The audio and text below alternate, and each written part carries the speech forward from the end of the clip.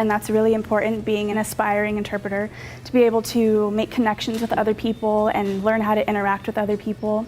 Our students become nationally certified. They are prominent interpreters in our community. 3, 2, 1. You're watching Palomar News. My name's Scott Richardson. I'm an assistant professor of broadcast here at Palomar College. If you're a student interested in production at all, that could be broadcast, that could be film, that could be television. Come in, take some classes, see for yourself. Within the first semester, within the first few weeks, you're using the gear, you're in the studio, you're doing it. Because there's really no better way to learn how to do the thing other than doing it. We have a lot of students who are landing jobs while still in school. Right now, my advanced production class, I'd say probably 50% of the students are actually working in the environment that we're training them for. My name's Shariah Love. I'm a digital broadcast student and I work at KUSI. I'm a field producer for the PPR show. The classes are really hands-on. We have time in the studio, we have time in the control room, we have time with the camera. By the time that I got to my first job in the industry, I was well prepared and confident. So if you have a certain thing that you really want to do, like whether you want to be the anchor or you want to be behind the camera, there's something you can get your hands on. And even if you don't know exactly what you want to do, there's enough for you to try out. My name is Luis Aguilar. I major in radio and television, and my job title is APC operator for Telemundo and NBC 7 News. Honestly, I was just like jumping around majors. I just want to do something new and trying to find something that I'm actually passionate about. After a week of training and after playing around with the switcher and then we did our very first show, I just got hooked. I did everything I can to be inside the studio and to learn as much as I can. Taking all those classes, it really helped me a lot, and that's how I was able to land a job in Telemundo 20.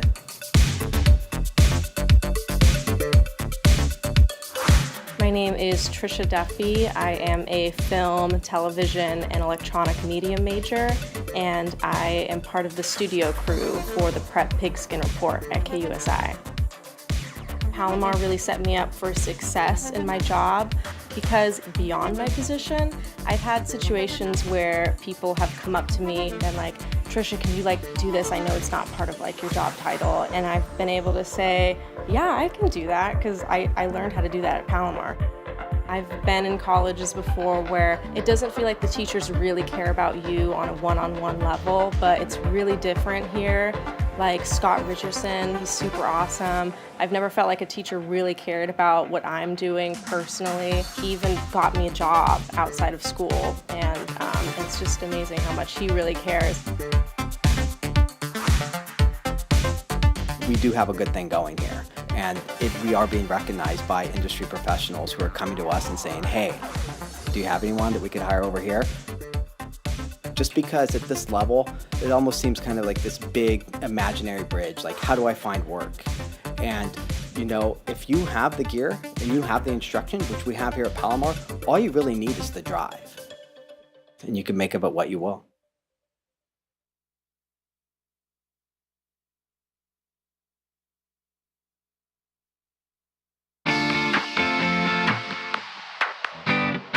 Palomar College is the only community college in San Diego that offers a public relations certificate. And the great thing about our certificate, it is multidisciplinary. So we pull from a variety of different programs that feed into the public relations industry. Students learn things that they can use right away. They learn how to write press releases, they learn how to use social media for public relations tasks, they learn marketing and advertising techniques. The bottom line is there are lots and lots of jobs in this industry right now.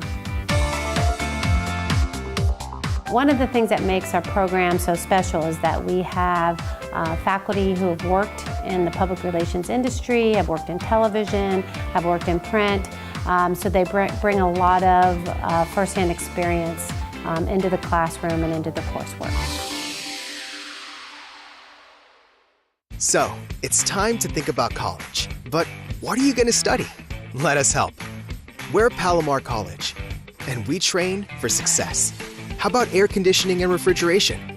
Experienced tradespeople are retiring, and equipment is becoming more sophisticated. So there's a tremendous need for entry-level heating and air conditioning technicians. Get your hands on the latest HVAC units in our state-of-the-art lab. Let our experienced staff break down the technical knowledge. Their training will give you everything you need to thrive in this exciting industry. In as little as 1 semester, you can go from beginner to employment ready. We receive numerous requests each semester from local companies looking to hire students. So start your career with one of the highest paying specialties in the service industry. Your new career is waiting, and Palomar will get you there.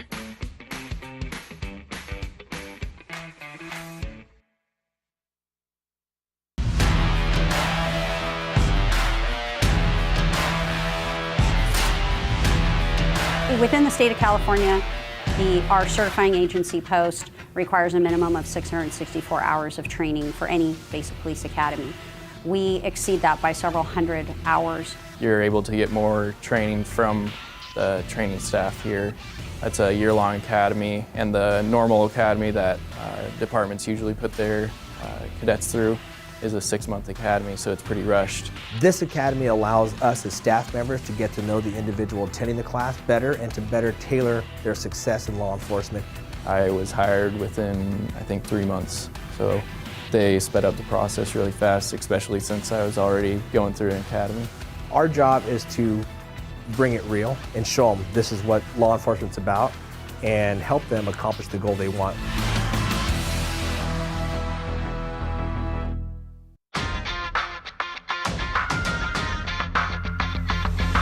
Palomar College nursing program is very challenging, but it's a great program. I chose the nursing program because it's a strong program that a lot of people locally know.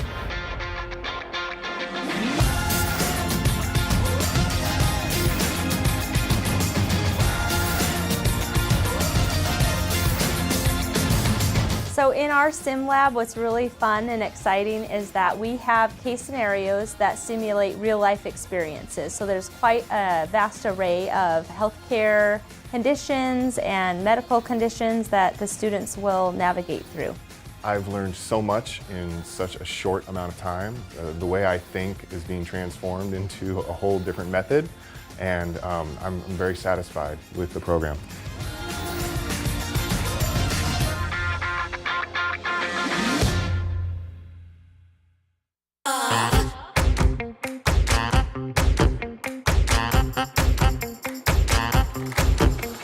Here at Palomar College, we have an amazing performing arts department. In dance, we have one of the most comprehensive programs in Southern California. The Euro track has the ballet, tap and jazz, the musical theater, and the contemporary dance ensemble. The World track has the Afro-Cuban, the Brazilian drum and dance classes, the Hawaiian, the Tahitian, and capoeira, and the Agogo, the Afro-Cuban Brazilian drum and dance ensemble. It's the only community college in the San Diego area that has live drummers as part of the program. Dancing at Palomar has made me love dance even more because I've been exposed to more dance styles and diversity and really loving the movement. There are so many other skills other than just the technique of dance that you learn in a dance class. You learn organization, you learn discipline, you learn kinesiology. We create creative thinkers. All of our teachers are veterans in the field and they are master teachers. Heiner. Cooper Mao. And Reggie Johnson. Along with Julian Young.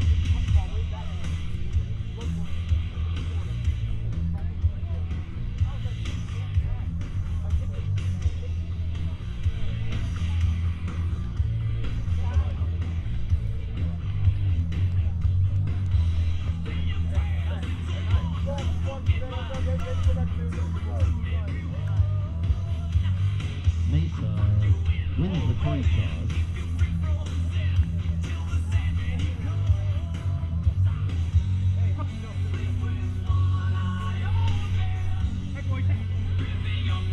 Mesa defers to the second half. The Comets will receive the opening kickoff.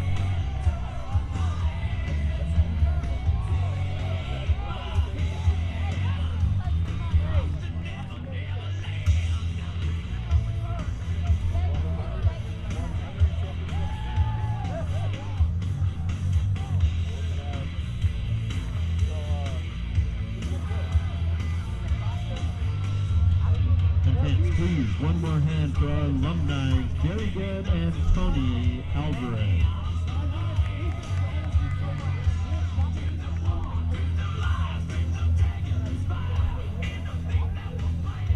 All right, we are here for this Week 4 matchup between big-time rivals Palomar College and San Diego Mesa.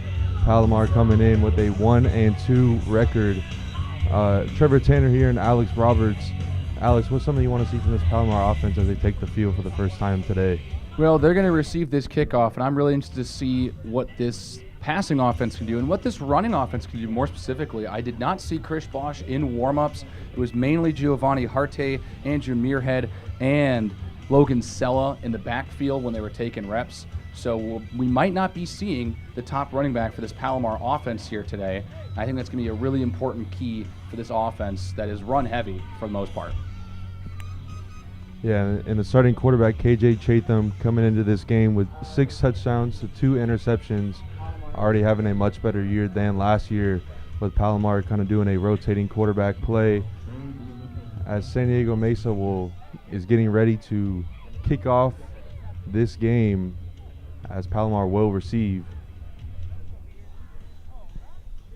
Palomar coming into this one, this is now their 3rd ranked team in the state that they're going to be playing this season. They played and hosted number 11 Ventura in their home opener on August 30th, played at East Los Angeles, and then played at number 24 Pasadena City last weekend. And San Diego Mesa comes into this game ranked number 22 in the country. So Palomar's been tested early and often this year. And he will take this one out of the end zone. Trying to cut up the left, get tripped up, and is taken down right around the 17-yard line. So that is where this Palomar offense will start their opening drive of this game. Well, I can see from early indications on the sideline, it looks like it'll be Logan Sella who will get the running back start for this Comets offense. I'm really interested to see what they do if they decide to go with a running back by committee approach or if they decide to go with a more pass-heavy offense in this one. Sella has only gotten 5 carries so far this year for 25 yards.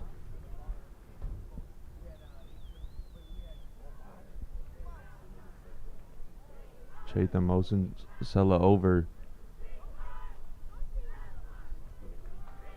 Chatham takes a snap, and that one nearly intercepted on the opening play and harmlessly falls to the ground, incomplete. I like the aggression from Palomar, but you got to be careful. Cannot turn the ball over, especially when you get the ball first, knowing you're going to kick off to San Diego Mesa in the second half. That would have been disastrous. That one, if it was picked off, easily could have been taken to the house to start the game. Luckily, it innocently fell to the floor. It'll be 2nd down and 10.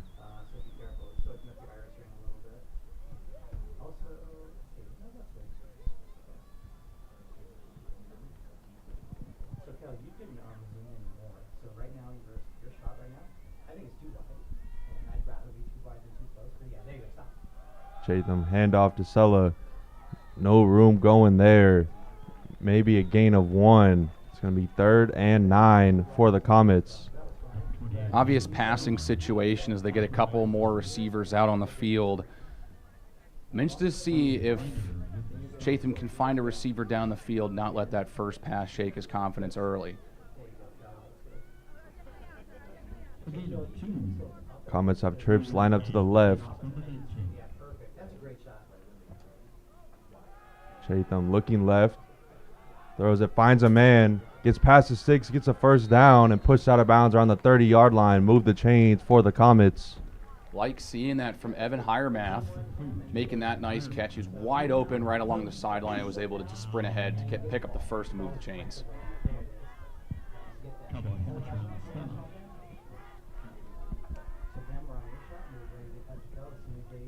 Now the Comets moving quick. 3 receivers line up to the right.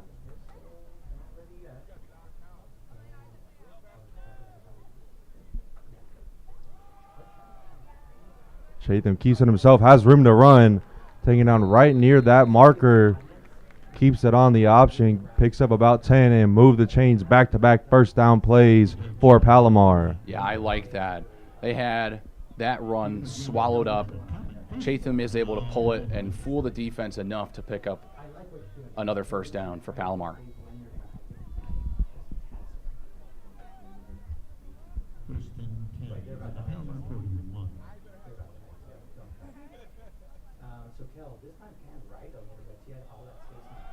Chatham quick pass and it is incomplete, just overthrew his receiver that time. It'll bring up second down. Yeah, he wants to get Landry going early going. He's had only 11 receptions, which is second on the team, but has a touchdown. Hasn't eclipsed 100 yards receiving. That would have gotten him over there. But they're trying to get their receivers involved early, which I like to see from this Palomar offense.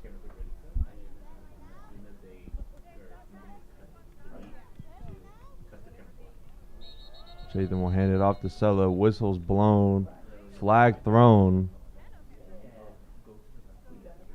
It's most likely going to be a false start, and it is.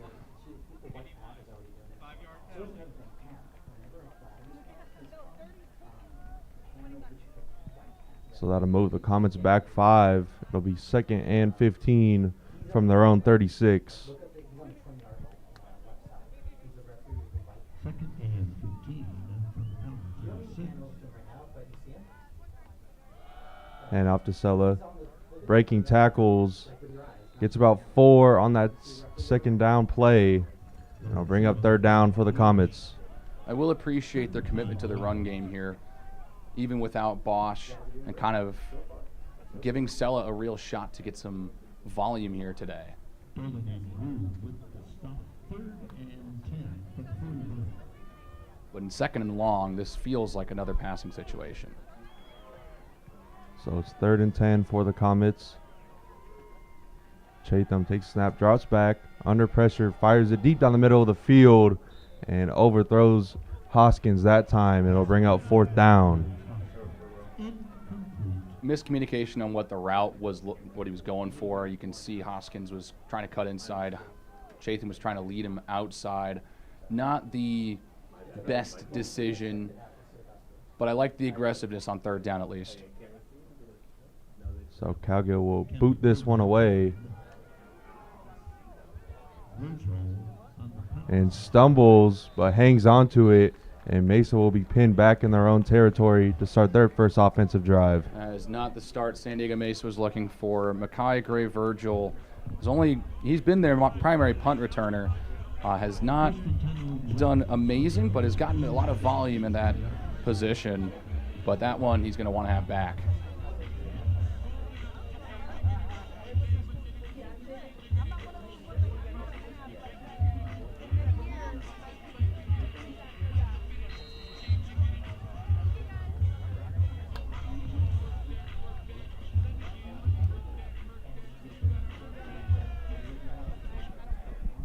So the quarterback for the Olympians will be Reggie Johnson as he hands this one off and gets met right at the line, picks up 1 on first down.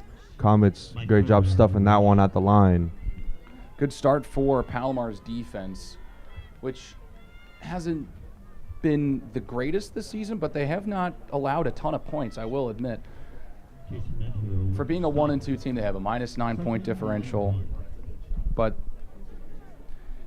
first quarters have been pretty even for Palomar this season. Now Johnson going to his right and underthrows his man that time. He's going to bring up 3rd and 9 for San Diego Mesa.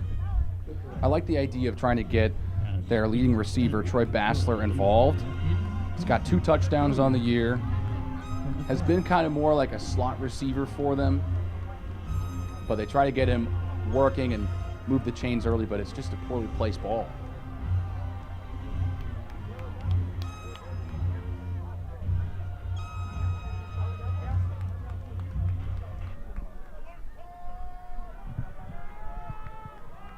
Olympians have trips to the right. Johnson drops back, under pressure, fires, and hit as he thrown.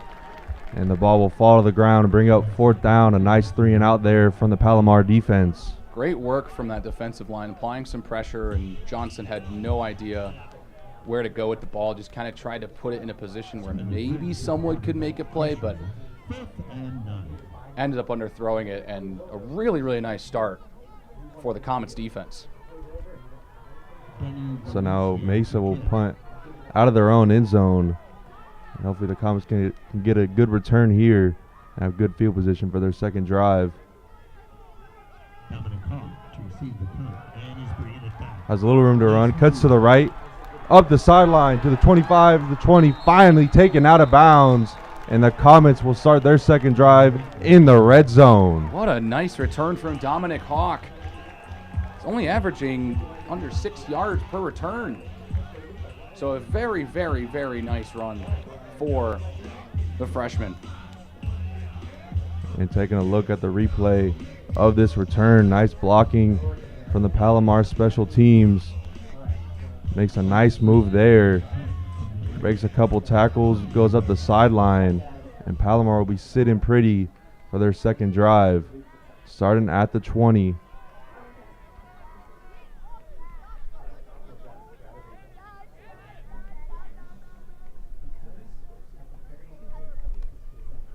And up the heart, runs it up the gut. Gets about 5 there on first down. Nice first down run for Palomar. They got to stay ahead of the sticks here. I think it's really important. They've had some moments where they've found themselves in second and third and longs. Staying ahead of the sticks is the easiest way to get your offense rolling and to kind of have the upper hand. So it's going to be 2nd and 4 from the 14-yard line of Mesa.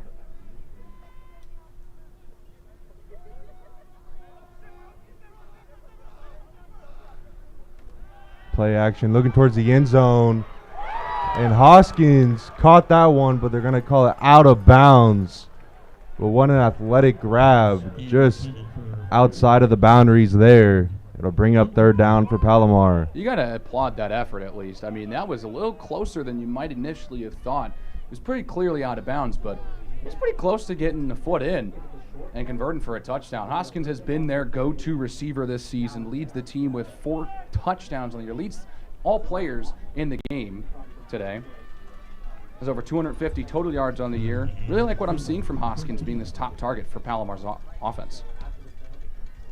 Hand up to Hart, bullying his way through, getting the push from his line, and he will have the first down right at the marker and move the chains. It'll be 1st and goal for the Comets. He just willed that one out of his offensive line. Great work. That's just straight manpower. And Palomar is able to win the fight and move the chains for 1st and goal opportunity.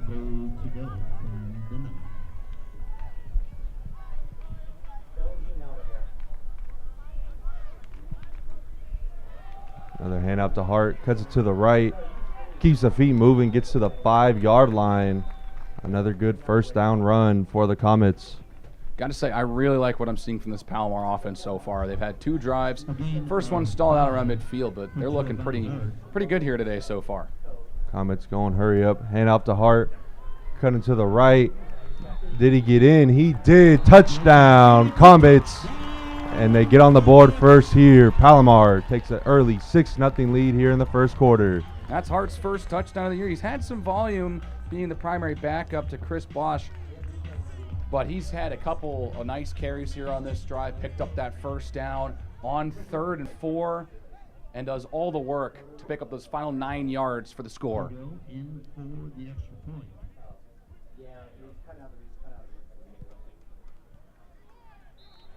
Cowgirls' kick is good, and the Comets take a 7-0 lead here over the Olympians.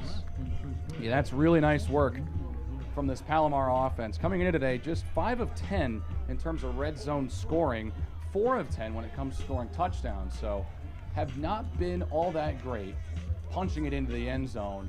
They get it done here early. I think that's exactly what this Palomar offense needs to get off and running early against this Mesa team.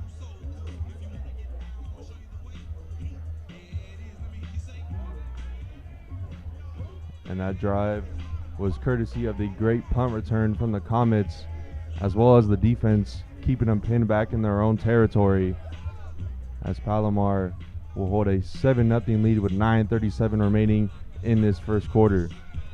You're exactly right. Hart's going to get the credit for the touchdown, but you got to applaud the effort from the punt returner Dominic Hawk to get them in position to make that drive very, very easy, to give them great, outstanding field position. And they're able to punch it in. I think that's what's really important, is that they took that opportunity from the return that they got from Dominic Hawk and converted for a touchdown. Comets will kick this one away, and he'll let it bounce in the end zone. Touchback for Palomar.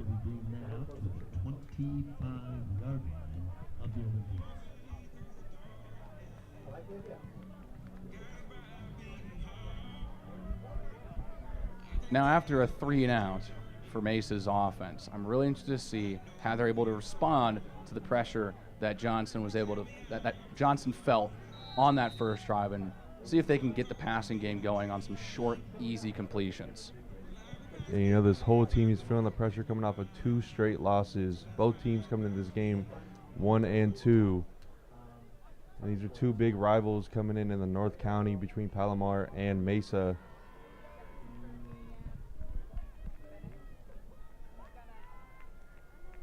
Palomar 6 on the line of scrimmage. They're bringing pressure. Johnson dropping back. Gets the throw away. Finds a man. First down and a little more. Move the chains for the Olympians for the first time today. That's really good work from Reggie Johnson, able to feel the pressure and get it out right as Palomar's bringing the heat. And he finds, again, Troy Bassler getting him involved early in this one. Tried to do it on the first drive, underthrew him, hits him on the money this time on a crosser.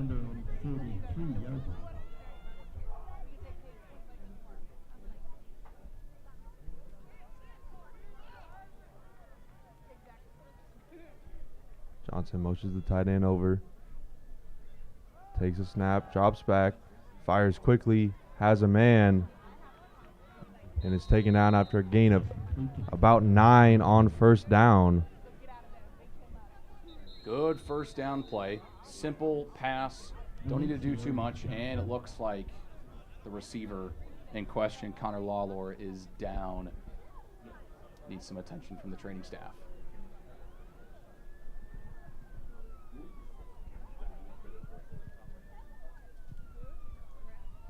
It's not what you want to see from this Mesa offense. One of your top receiving options go down early.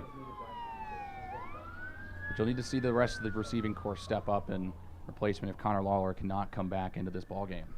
Camera 3, you're still alive, so lock down your shot. You're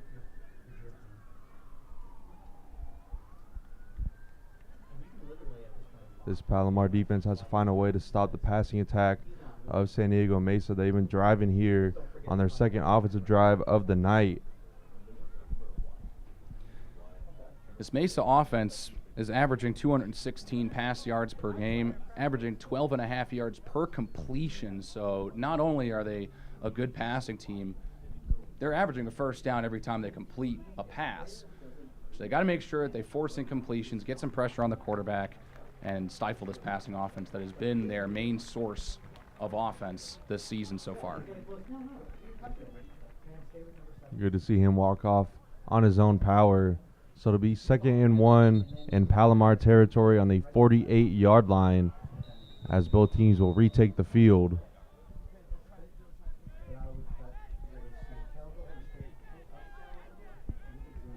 It looks like Palomar might be bringing out their nickel package here.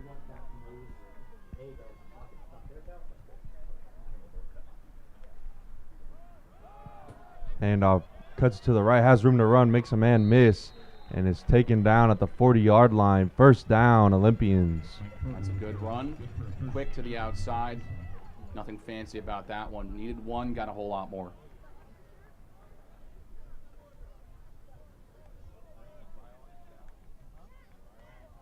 It'll be first and 10 from the count, 39-yard line. So 1st and 10 from the Palomar 39. Johnson will hand this one off.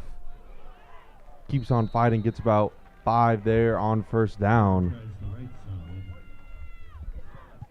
Again, solid run on first down. Got to make sure you get this running offense going as well. It's even though the passing offense has been their primary mode of offense, being ahead of the sticks in a situation like this means the offensive playbook really opens up.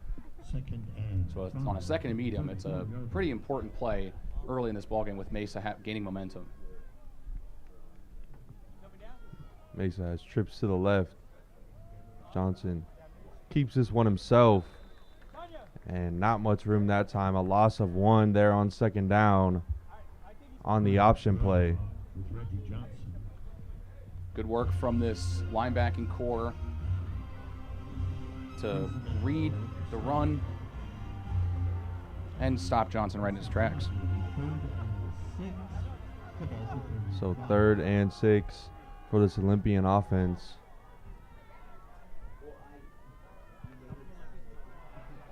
And a free play coming here for the Olympians. Johnson fires to the sideline. Incomplete. I know it's a free play, and this is going to still turn into 5 yards, but early in this one, Johnson's got to hit that pass. I mean, Jay Porter's open. He's beat his man in the route. He's got a little room. Hits him on the money. That's a completion of first down and probably a couple more before he's tackled.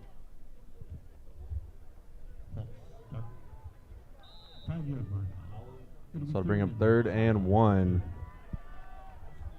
as the Olympians bring a couple extra tight ends. Look for the run here to Porter. And they do. Looking to the right, has room to run, gets the first down.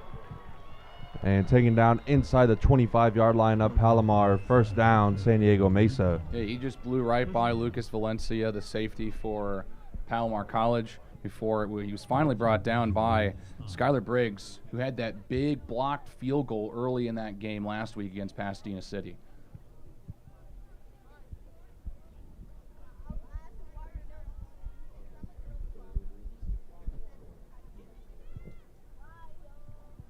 So 1st and 10 here for the Olympians. Gets him to jump again, handoff to Porter. Finds room to run up the right, taking down at the 20. There'll likely be offsides from the Comets, the 2nd one on this drive. That's, again, not ideal. That's the 2nd time in probably about 4 plays that Palomar's jumped off sides. Got to have that composure, got to be calm, cool, collected. You cannot jump off sides like that. Offside defense.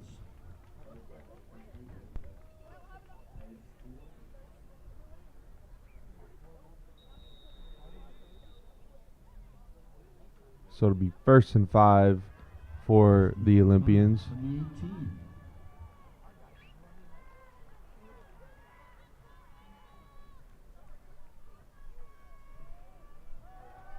Johnson looking for his man. What a snag inside the 5-yard line. Great catch that time. Moved the chains for San Diego Mesa, and they are threatening against this Comet defense.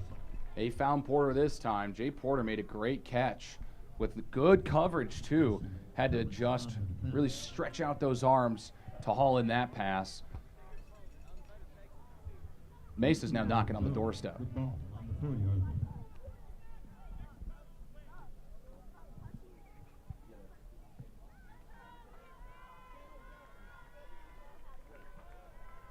And up to Porter, trying to find room up the middle, gets down to the 1-yard line.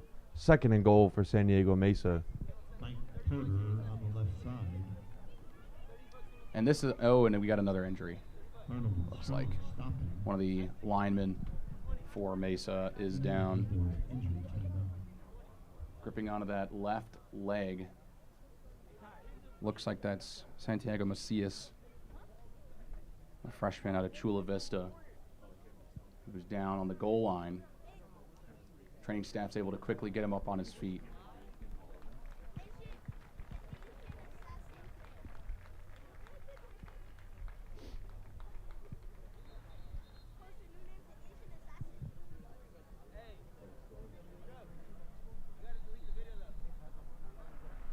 This Mesa offense has done a great job driving down the field, starting at their own 25-yard line. And now 2nd and goal from the 2 as they're knocking on the door. First quarter's been Mesa's best quarter. They've scored 28 points as opposed to opponents' 2 points so far this season. They let up their first touchdown against Palomar here earlier in this first quarter. And off to Porter, fighting his way, and he did not make it in that time. Stuffed at the goal line. Good goal line stand coming here from the Comets. Going to bring up 3rd and goal. 1-on-1 with the backer. Backer wins the 1-on-1, keeps him away from the goal line. That's a huge, big-time play from this Palomar defense.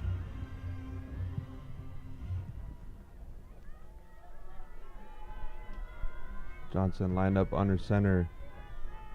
Will take it himself, and he gets in.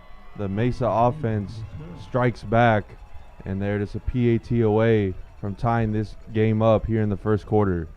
I think that's what this Mesa offense needed after a 3-and-out. Seeing Palomar go down and score a touchdown, they know that they had to keep pace and strike quickly, and they respond on the very next drive. Very impressive work from this San Diego Mesa offense. 36 Lease as in for the extra point.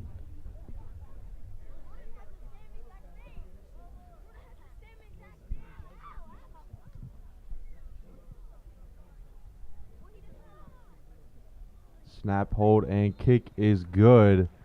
And this game is tied 7 apiece with 4:06 remaining in the first quarter. Here's now where Palomar needs to find a way to respond. They hung around with Ventura the last time we saw them here in this stadium. It took to about the late stage of the third quarter for Ventura to finally really beat up this Palomar defense. Palomar offense hanging around with them. Ventura's defense stiffened up in the fourth quarter. I want to see this Palomar offense really keep pace with San Diego Mesa if things get a little ugly, because again, there's another ranked team on their schedule. If there's a chance that they want to go out and play some postseason ball, getting a win here against a rival nonetheless and a ranked team is going to be big. Well, even more so because they got Riverside next week, who is tearing through California right now.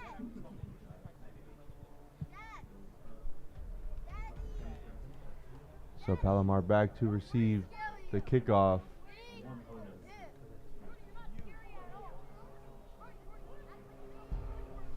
They'll take this one out of the end zone. Has room to the right. And a nice return there up to the 30-yard line, and that is where Palomar will start their next offensive drive. It's about on par with what Bubba Garcia has done this year. He's averaging a little over 30 yards per return.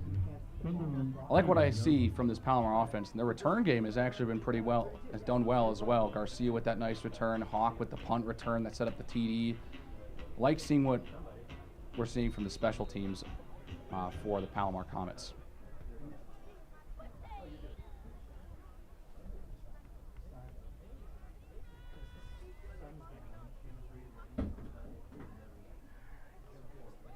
Chatham hands it off, has room up the middle.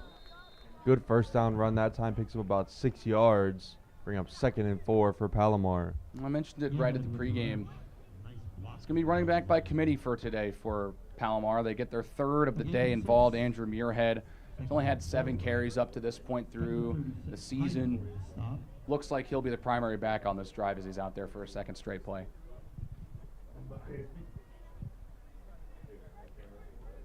Another handoff to Muirhead. Trying to find room to run, not much that time. Pickup of 1 as it'll bring up 3rd down. We're going to get a QB change here. Chatham's coming off. On comes Jacob Harris, the backup. I'm really interested to see what this Palomar offense dials up, if they're going to get a little tricky here. They got all 3 of these running backs all out in the field right now. Hart, Muirhead, and Sella.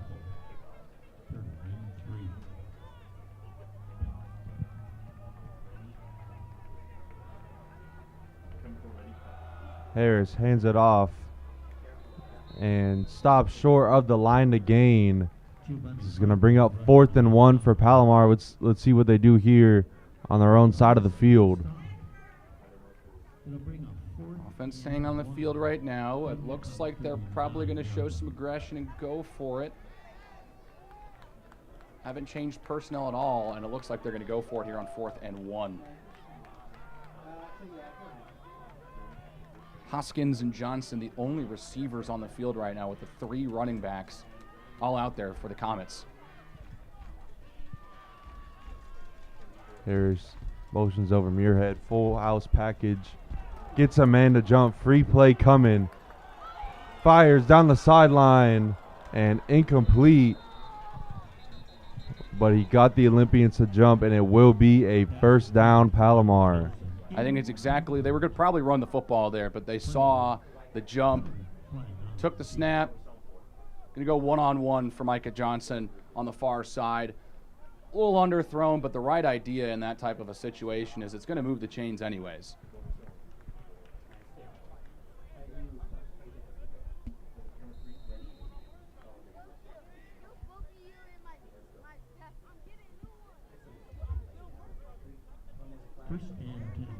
So 1st and 10 now for the Comets after that offsides from San Diego Mesa on 4th down.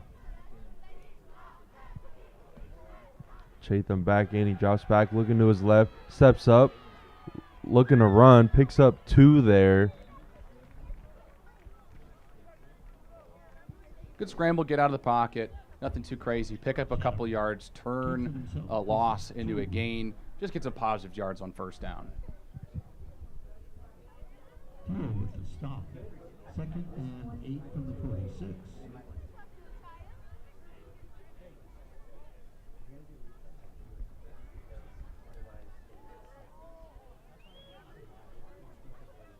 Chatham motions the receiver over. Takes a snap, looking left, fires quickly, has a man. And trying to find room to run, can't that time, ends up going backwards. It's going to bring up 3rd and 10 for Palomar. Yeah, I don't know about the decision. Good to stay up and shed the tackle, but you're going backwards.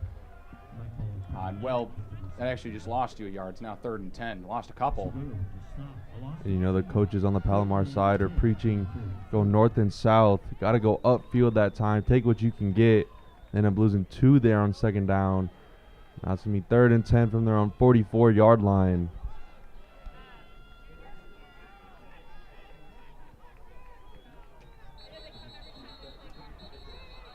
They jump again.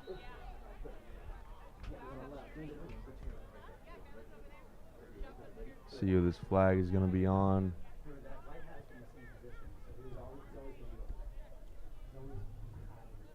There's no way that we just got another offsides penalty.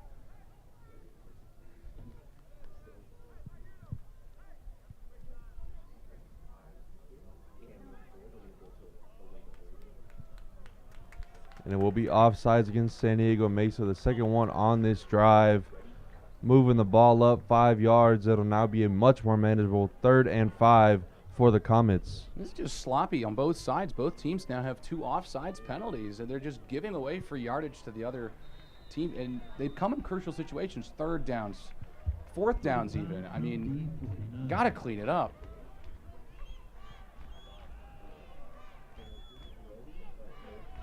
Chatham looking right, has a screen to the left, and cannot connect that time. It's going to bring up 4th and 5 for the Comets as they bring on the punting unit. That's good pressure from San Diego Mesa. Really like what they did. Forced Chatham to feel some heat. He has to get it away. It's an errant throw, and on comes the punting unit. Looking for Muirhead that time on the screen. Trying to deceive the defense. I motion everyone over to the right. Calgill will boot this one away. Makes the first guy miss on the punt return. He has room to run up the right sideline. And a great return that time down at the 37-yard line as Mesa will trot back out and try to take the lead here. I really appreciate the consistency and persistence from Mackay Gray Virgil after that rough first punt return. Able to recover, calm down, get back out there and deliver a good return.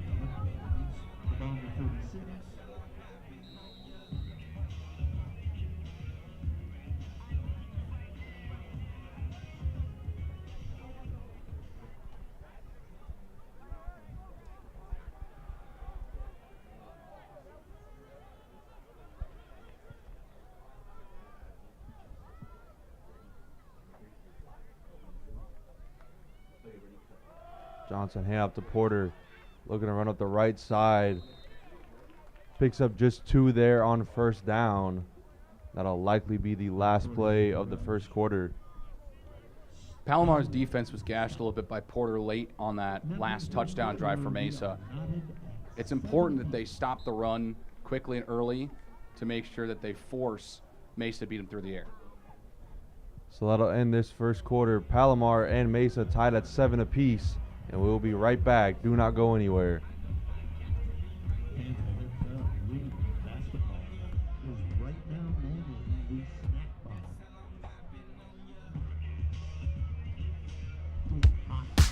Palomar makes it possible for you to succeed. Choose from over 200 degree and certificate programs. Palomar is conveniently located in 4 locations: San Marcos, Escondido, Rancho Bernardo, and Fallbrook. Financial aid and scholarships are available, and high school students can attend for free. Ready to take the first step toward your future? Enroll today at palomar.edu. Palomar College, your pathway to success starts here.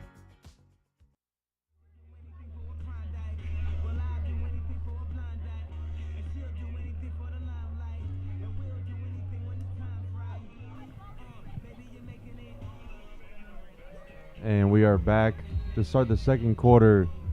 Trevor Tanner here and Alex Roberts between this big-time rivalry matchup between the Palomar Comets and the San Diego Mesa Olympians.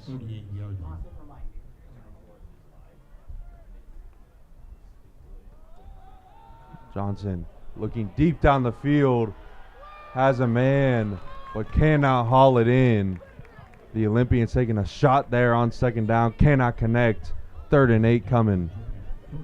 Jay Porter again looks like to be the go-to target, the go-to deep threat more specifically, as Bassler's been involved but hasn't necessarily been that deep threat. But this is, I think, exactly a moment where they're missing a guy like Eliante Logan, who I have not seen out on the field for him. Been one of their top receivers, been their massive deep threat, leads the team in reception yards, and he's not been out there at all today.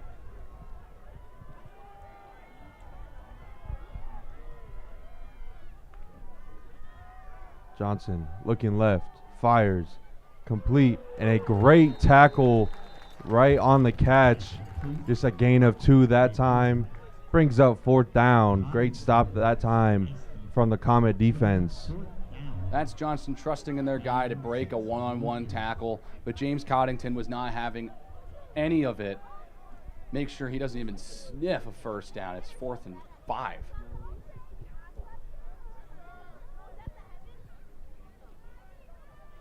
So another 3-and-out forced here from the Palomar defense.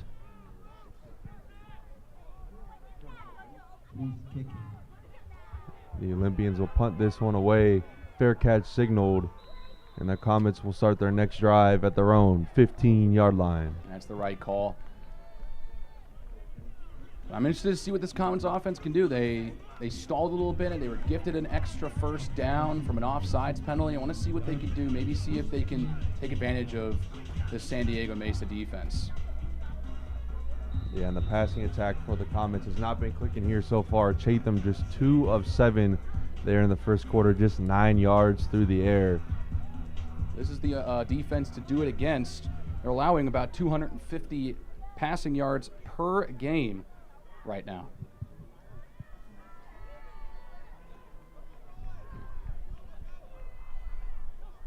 Chatham motions the receiver over, takes a snap, drops back. Now under pressure, rolling to his left, and cannot connect, trying to throw across his body that time, trying to find the big tight end. And 2nd down and 10 coming up for the Comets. Got to take what they can give you, and they're giving you an easy completion to Pugel, the tight end. You just got to hit it. That's a tough throw to make as a right-handed quarterback, rolling to your left and then throwing back across the field.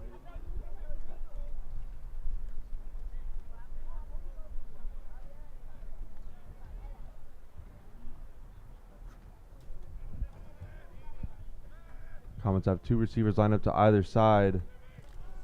Chatham looking to pass, under pressure, steps up, breaks away from the tackle from behind, slides down right near the sticks. Great job by Chatham escaping the pressure. And they're going to move the chains. First down, Palomar. Yeah, the defender for San Diego Mesa is kicking himself right now. He had Chatham and just outran him, breaks the shoestring tackle attempt, and is able to work it for a first down. So now first and 10 from the 26 for Palomar.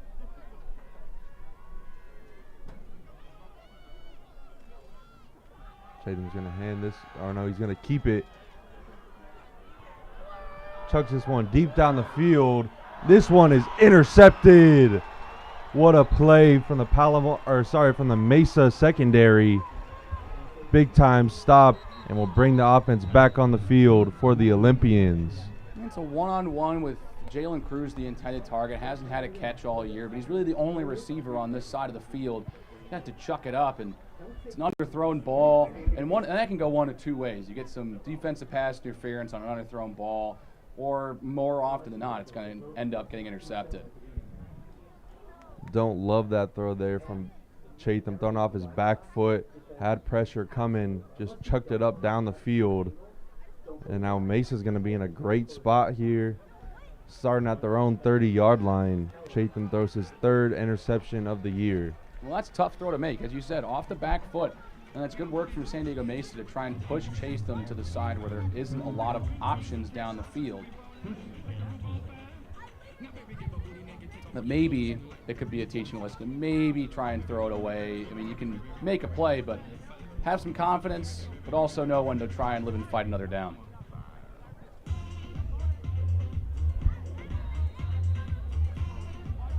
So the Olympian offense will retake the field here, starting at their 31-yard line. And they're going to try to take the lead here in this game after being gifted a great opportunity. They're going to hand this one off, trying to run it to the left. Finds a little room to run, picks up 4 there on first down. Well, and as we said about the Palomar offense, they don't feel like it doesn't look. They're going with a running back by committee type of approach. It looks like San Diego Mesa is doing that as well. Derek McClintock's not playing right now. They've been handing it off to Mike Porter. They just handed it off to Micah Gold. We'll see what they do offensively with a rushing attack like this.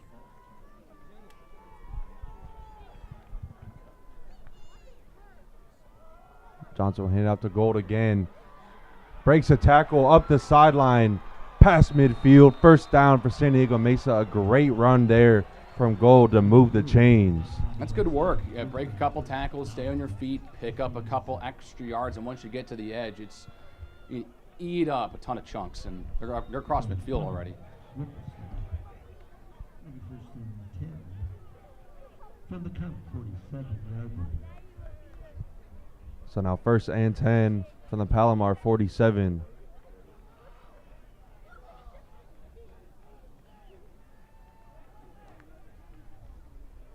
Johnson going to hand out to Gold again.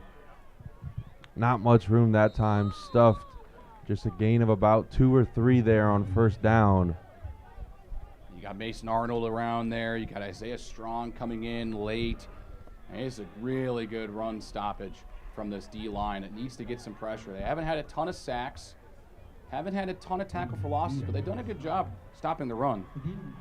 Only allowing 182 rush yards per game right now.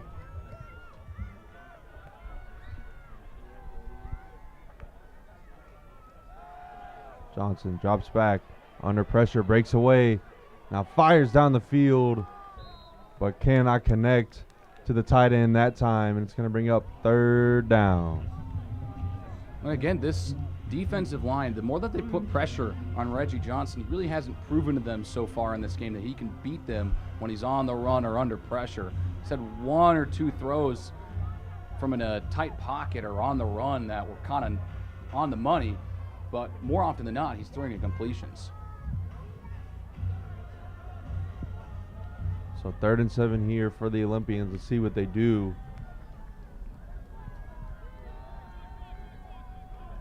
Gonna change the play here, it looks like. And a handoff this time, has room to run, taken down right near that marker. Let's see where they spot him this time. Looks like they're gonna mark him short. It's gonna bring up 4th and 1. You gotta assume the Olympian offense will stay in the field and try to go for this one. Well, that's exactly what it looks like right now. They're getting some relay from the coaching staff, couple subs, but there is Derek McClintock, their leading rusher, getting his first carry of the ball game. I'm a little surprised we haven't seen him until now. But this is a big fourth down here as we are in the early stages of this second quarter.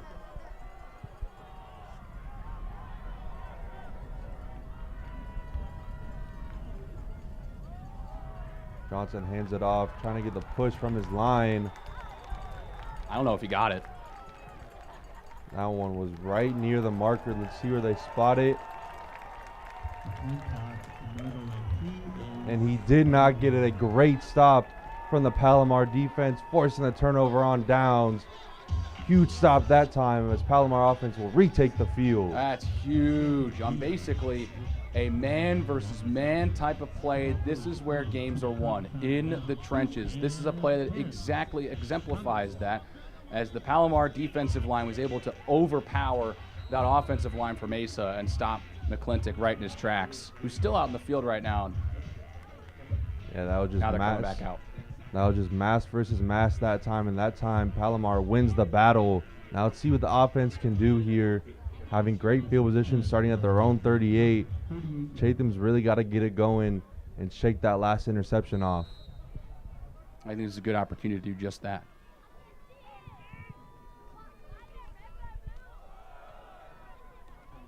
First down run, and not a big hole there. Gets about 2 there on first down to bring up 2nd and 8. The best thing Hart can do in that situation is just fall forward. Make sure that you fall forward. It probably warrants you an extra yard or 2 depending on where you're at on the field.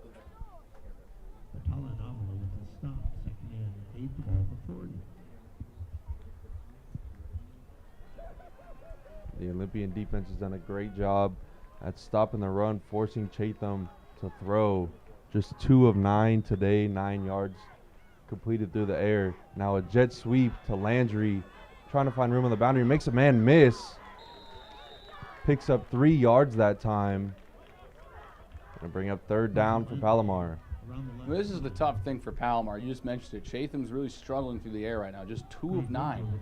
This running offense has been the focal point, but San Diego Mesa's rush defense has been really good. They're not allowing 100 yards per game right now. They're just under that 97. So it's really important that they're able to try and find a way to get some easy completions for KJ Chatham. So now 3rd and 4 from the 44 for the Comets. Chatham will hand it off to Hart. No room to run that time. Just a gain of about 1 or 2, and it's going to bring up another 4th down for Palomar. It's kind of no man's land. Let's see what the Comets decide to do here. That's another strong play from this run defense for San Diego Mesa. Playing well again, and here comes the punting unit. Decide not to take the gamble this time around. You would like to see him maybe try to go for that, but I understand the decision. You haven't really gotten much on the ground or through the air as Cowgill just gets this one away. This one's going to take a nice bounce and will be downed right at the 5-yard line. A great job by the special teams unit of the Comets, and the Olympians will be pinned down to their inside the 10 to start their next drive. I think that's probably the strategy on why they decided to go for the punt. Play the field position game. Don't give him the ball at midfield. Make him trek 95 yards to go to the end zone. I think that's the mentality behind it. And honestly, it's a gamble that paid off with them now having to go 95 yards for a touchdown. And this Palomar defense has done a great job so far. Let up just that 1 touchdown drive. But outside of that, both offenses have struggled so far in this game.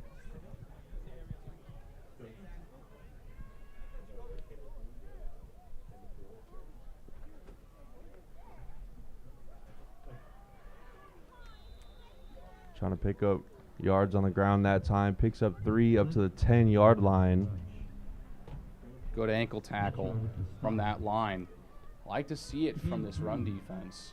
They've been really stacking it up well against this running back room for San Diego Mesa. So now 2nd and 7 for the Olympians.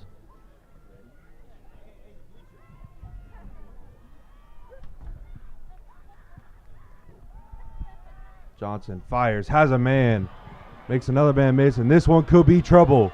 Past midfield and taken down from behind, but a huge gain for the Olympians. Move the chains, and they're now in Palomar territory, and they're driving here on offense. Colin McCann put Mason Thomas on skates and was able to work it for a huge gain. Hasn't seen a lot of attention in the receiving game, but that's what the strength for this Mesa offense is. They have so many different options in the receiving game, and McCann makes a big-time play there.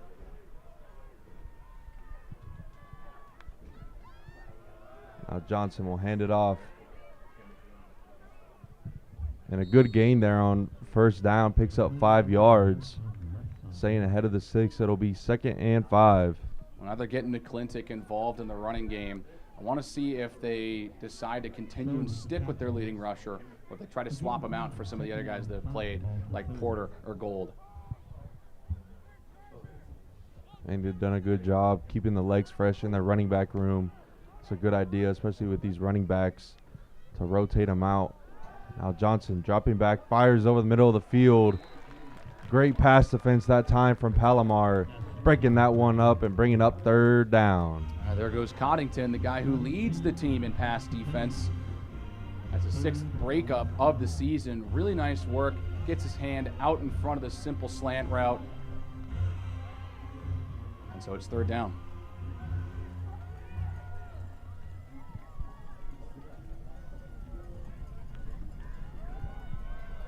Hand off to McClintock. Follows his blocker, stays patient, gets the 1st down and more inside the red zone of the Comets. Move the chains for the Olympians. McClintock's feeling comfortable right now. I wouldn't see them really handing it off to anyone else right now. He's starting to feel himself. They might ride with him until the end of the half. A little under 7 minutes to go. And they will hand it off to him again. Not as explosive that time, but still a good gain of 4 on 1st down. Well, that's the strength that they're looking for. Make sure that you can just get some good chunks on 1st down. Doesn't need to be explosive. Just got to put yourself in a position where you're ahead of the sticks. As he will come out, and Mike Porter will come back into this game, who has 7 carries for 27 yards.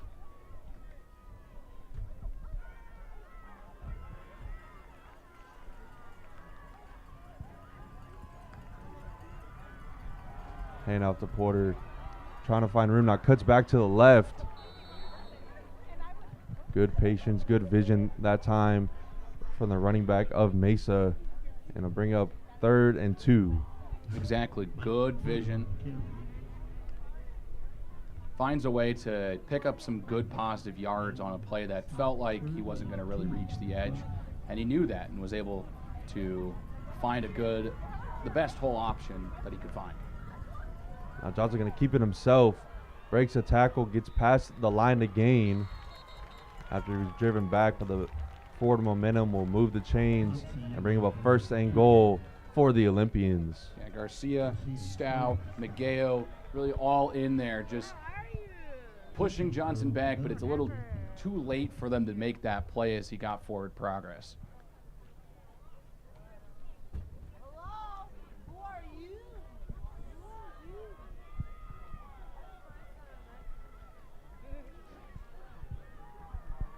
So 1st and goal now for Mesa from the Comet 9-yard line. Just under 5 minutes left to go in this half. And movement before the snap. Let's see who this flag is going to be on.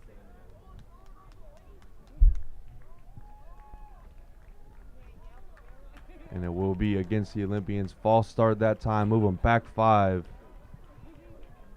They've cleaned it up after those couple of offsides penalties from San Diego Mesa. That's the first flag, if I remember, since then.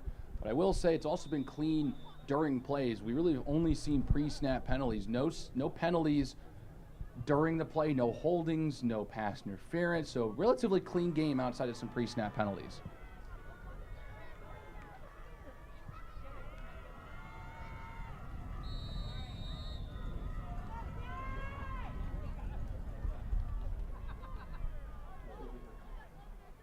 Now a timeout taken from the Olympians, their first one of the half.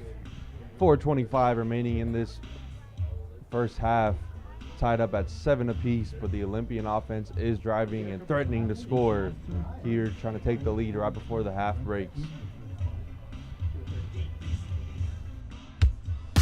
Palomar makes it possible for you to succeed. Choose from over 200 degree and certificate programs. Palomar is conveniently located in 4 locations: San Marcos, Escondido, Rancho Bernardo, and Fallbrook. Financial aid and scholarships are available, and high school students can attend for free. Ready to take the first step toward your future? Enroll today at palomar.edu. Palomar College, your pathway to success starts here. And we are back. 4:25 remaining in the first half, tied up 7 apiece, with the Olympians having a first and goal at the 14-yard line of Palomar.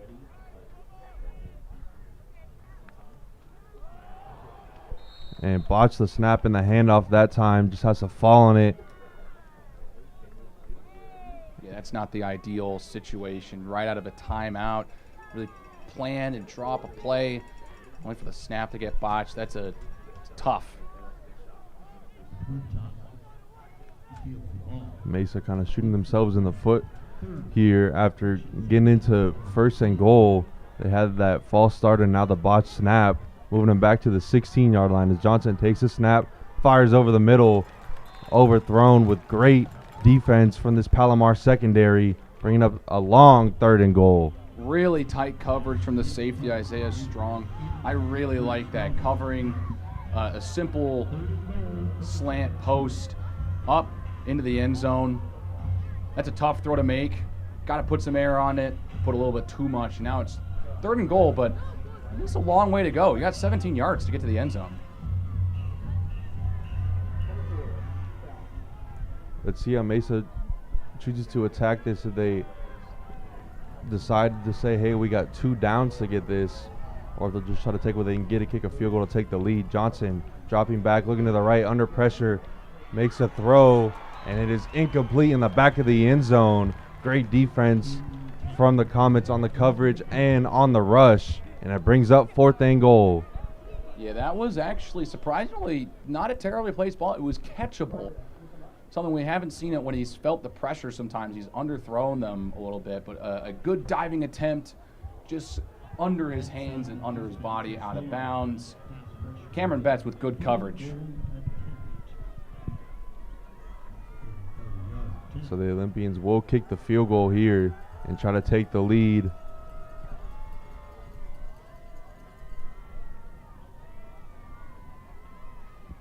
The kick is up, and it is good. The Olympians will take a 10-7 lead with 3:43 remaining in the first half. Yeah, I support that decision to kick the field goal. If they had tried to go with a simple slant or crosser to pick up 9 or 10 to get to the 7, maybe then I'd be okay with a 4th and goal opportunity. But when you're at 4th and goal from the 17 and you just took a shot to the end zone, that to me tells me that's the strategy. Go for the end zone. We're kicking a field goal. We're taking points out of this. Yeah, and especially with the way that this defense has played against Palomar, only let up that 1 touchdown drive that started at their own 20. So Palomar has not really gotten anything going on offense. Mesa takes a 3-point lead, but it's got to be kind of a letdown for Mesa as they started that drive on their own 10-yard line, drove all the way down the field. Just have your own mental mistakes kind of stall out that drive, and you're forced to kick a field goal. That's why you kick it in those scenarios. You did so much work to get down there. You want to leave with some points. You don't want to leave with nothing. So take the field goal while you can get it. It's a tie ball game. Go ahead and take the lead. Your defense has been playing well as well, so you're not too worried about your defense holding Palomar at a poor time. Mesa boots this one away. It'll hit the floor trying to make something out of this, but not much going there, and Palomar will be backed up to start their next drive at their own 11. That might have hit Garcia's toe, maybe. I think he was just playing it safe just in case it did. It kind of hesitated, so therefore the return's not ideal. Yeah, it was smart to just pick that one up just in case. Regardless, if you would have just let it go, they would have pinned inside their own 5. So good to get as much as you can that time. So Chatham in the Comets will retake the field. Line up, trips to the left. We'll hand this one off, and a fumble. And the Olympians will pick it up and have great starting field position. And all of a sudden, this game could start getting away. A great defensive stop from the Olympians that time, as let's check out the replay. It's phenomenal play from this defense. Really like what I see. I think that might have had a bad exchange. Yeah. That just was really sloppy. They just couldn't get a clean handoff that time. And now Palomar will be backed up, trying to guard their own goal line, starting at the 7-yard line. Easy pickup for Jaden Price. And now Mesa is knocking on the door of a 2-score lead right now.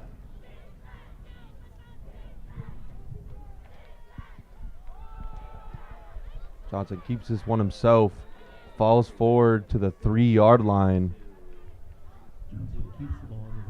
I fully expect San Diego Mesa to really just try and pound this one in. Palomar's run defense has got to stiffen up right now. They're tired. They just were out on the field for a long time, for a long drive. And that one is going to be really hurtful in the long run, I think, because now the defense has to trot back out there with their backs against the wall.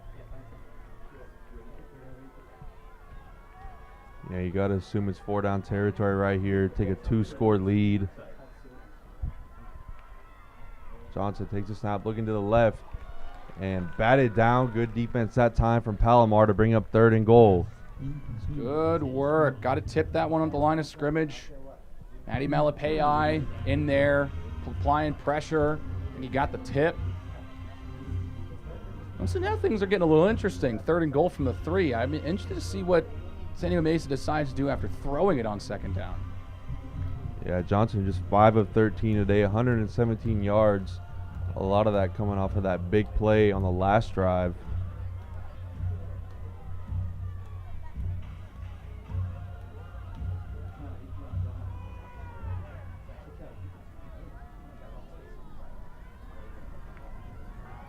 Johnson dropping back, looking to the left, finds a receiver out of the backfield and into the end zone.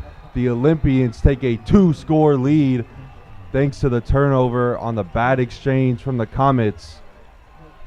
They were that close to forcing a 4th and goal, but an outstanding one-handed snag from Derek McClintock, and he's able to stroll right in.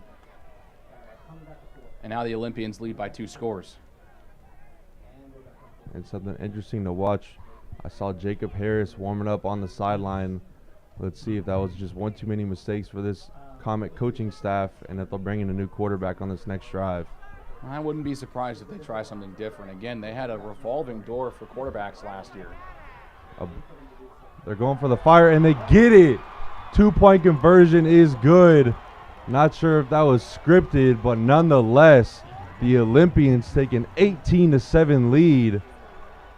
Let's check out this replay. Yeah, Valencia missed it. He just missed and fumbled the snap.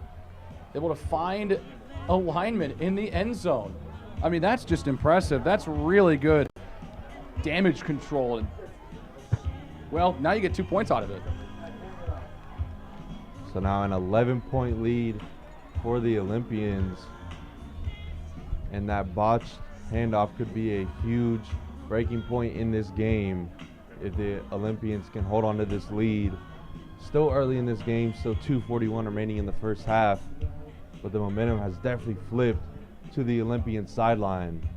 Well, here's the important thing for Palomar. You cannot let the play like that discourage you. You have to just collect yourselves offensively and just try and go down and respond and score some points of your own. If you don't do that, and frankly, if you give the ball back to Mesa and they're able to put more points on before halftime, you've lost all momentum going into the locker room. This is a very, very important drive late in the first half for the Comets.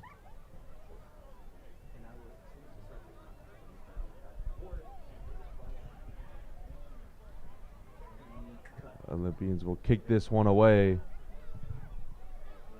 This one fielded cleanly. Trying to cut it up the middle. And he's breaking away. Has room to run. One man to beat up the sideline. Inside the 30 and inside the red zone. What a return from the Comets. Big play after big play from both sides. The Comets trying to get back into this game here in the first half.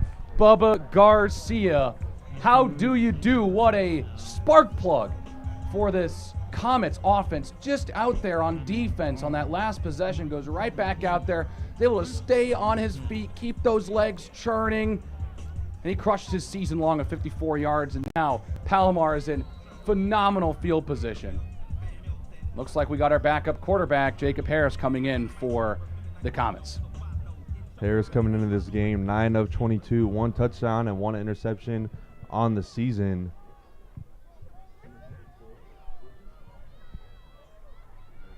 Harris motions the man over, now rolling to his left, fires quickly, has a man, breaks away from that tackle, falls forward to the 6-yard line.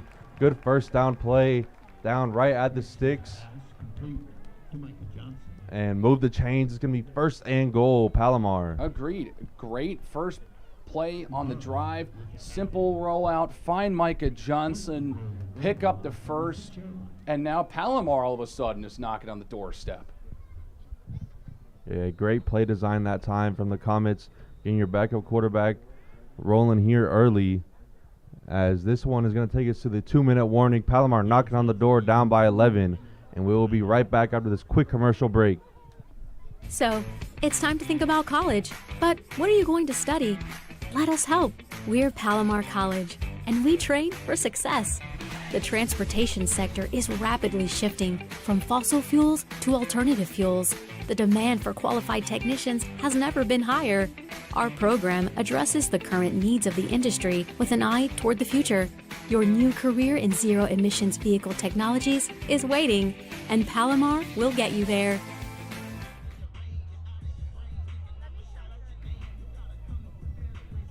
And we are back here. 2 minutes to go here in the first half as Palomar offense, after that great kick return, is now having a first and goal from the 6-yard line of San Diego Mesa with backup quarterback Jacob Harrison after getting a quick completion for the first down to start his night.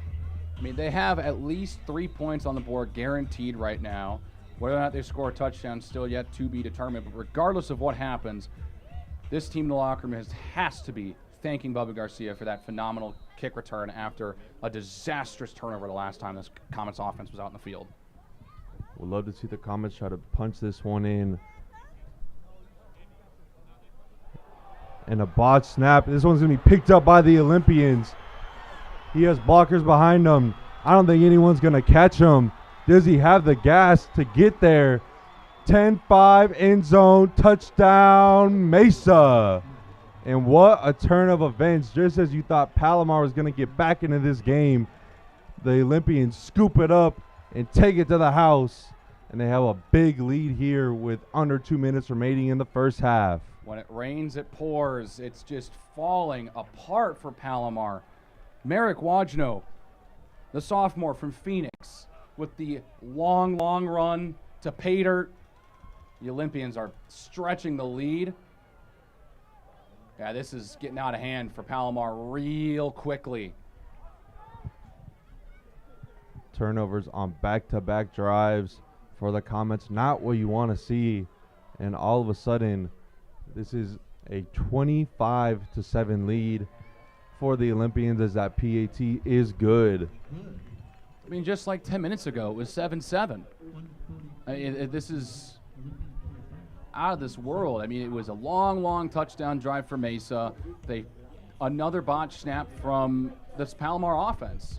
They had one that led to a touchdown earlier, and after the nice return from Garcia, they take that opportunity and, well, put it literally, they fumbled it.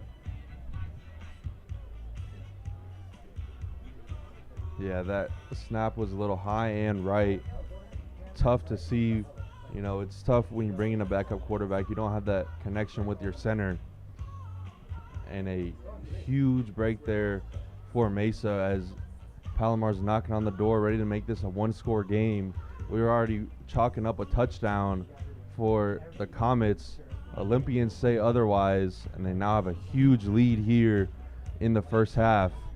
That's a huge swing. Palomar was going to score points at any kind, and instead of it being 18-10, maybe 18-14 in a one-score game, it's now a three-score game in favor of the Olympians. Yeah, with just under 4 minutes remaining in this first half, Comets were only down 3.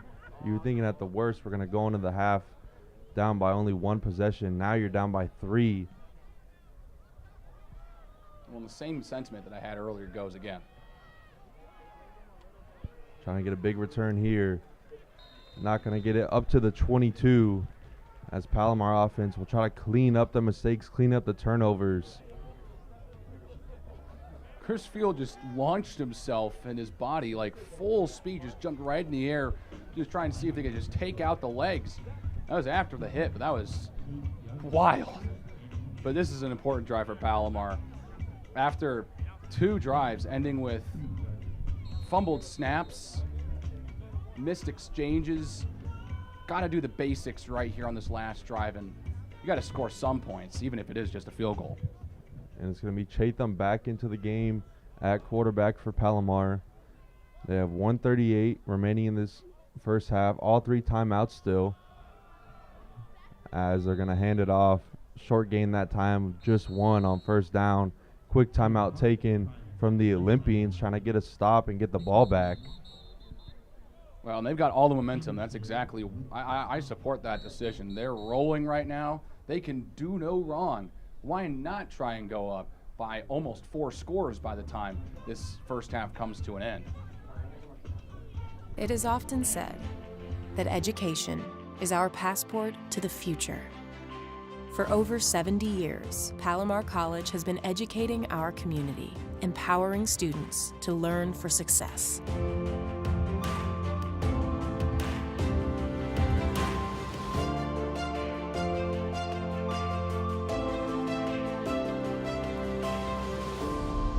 Create your future today.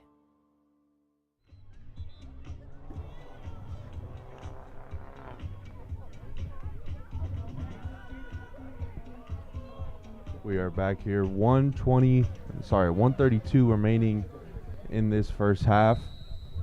Palomar trying to get some going on offense. My number one thing is ball security, back-to-back drives with turnovers. As they're going to hand it off here, try to wind out this clock. No room to run.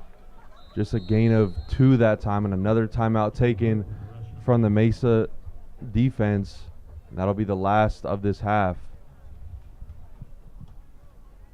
Palomar's got to get something going offensively. I mean, they're trying to stick with the running game. That's their style. That's their identity. But this rush defense for San Diego Mesa has been too overpowering. And frankly, they've challenged the quarterbacks for Palomar, and they have not beaten them at all. So it's really vital that they can get something going through the air so that they can try and open up this offense a little bit. Yeah, it's been tough sledding trying to go through the air tonight here for Palomar. Chatham just 3 of 10 with an interception, just 13 yards passing for them. Let's see what Palomar elects to do this time. 3rd and 7. Let's see if they just continue to keep it on the ground, trying to wind out the clock and give the Olympians the least amount of time possible.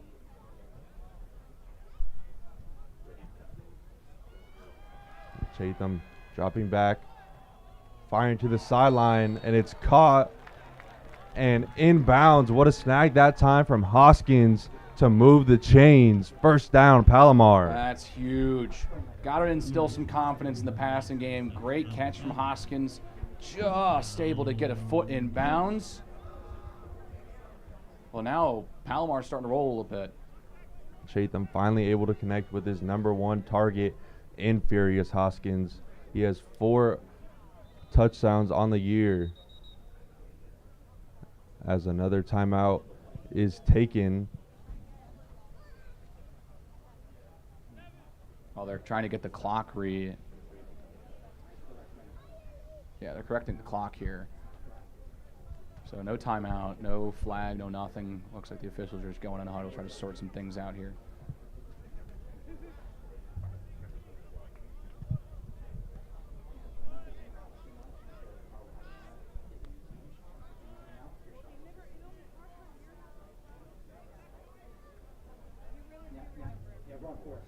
Trying to sort out this camera dilemma here. It looks like they're trying to return it to 1 minute 15 seconds. So clock was at 1:01. That's another 14 seconds on the clock here for the Comets. That's huge. Chatham takes a snap, looking right, steps up in the pocket. He's going to run. Trying to get to the sideline. He does. Great heads-up play from Chatham, getting the first down, getting out of bounds, saving their timeout, stopping the clock, and move the chains for the Comets. Yeah, heads-up play. Lots of green grass in front of them, but also smart. Try to get out of bounds. Palomar still does have all 3 of their timeouts, so it wasn't absolutely critical that he got out of bounds, but it does save Palomar from burning a timeout with 57 seconds to play in this first half. So now Palomar 1st and 10 at midfield. Well, we have a clock fixture again. It's now at 1:07, so another 10 seconds back on the clock. That's huge for Palomar. Still all 3 timeouts remaining. You have plenty of time. Just make sure that you secure the ball. No turnovers here, no mistakes. Chatham drops back, fires over the middle of the field. And what a play. Hauls it in double coverage. Comes down with that one. And a big first down for the Comets. Chatham giving Micah Johnson a shot. It's in double coverage. He gets hit as he makes the catch. He hangs on to it. A phenomenal play from the sophomore. And fitting that he wears number 81, looking like Calvin Johnson that time. And a flag is thrown. It looks like Mesa might have jumped first that time. Maybe their 3rd offsides penalty of the first half.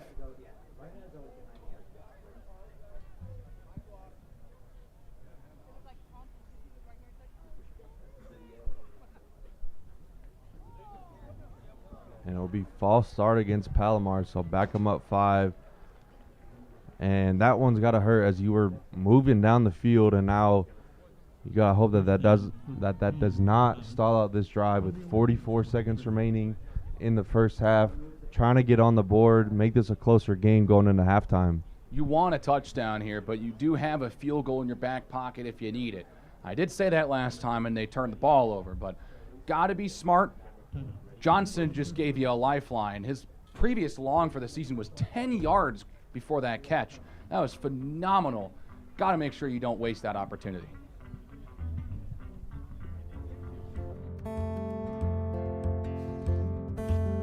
Woke up this morning with the sunrise in my eyes. Just like a new day, a breath of fresh air in my life.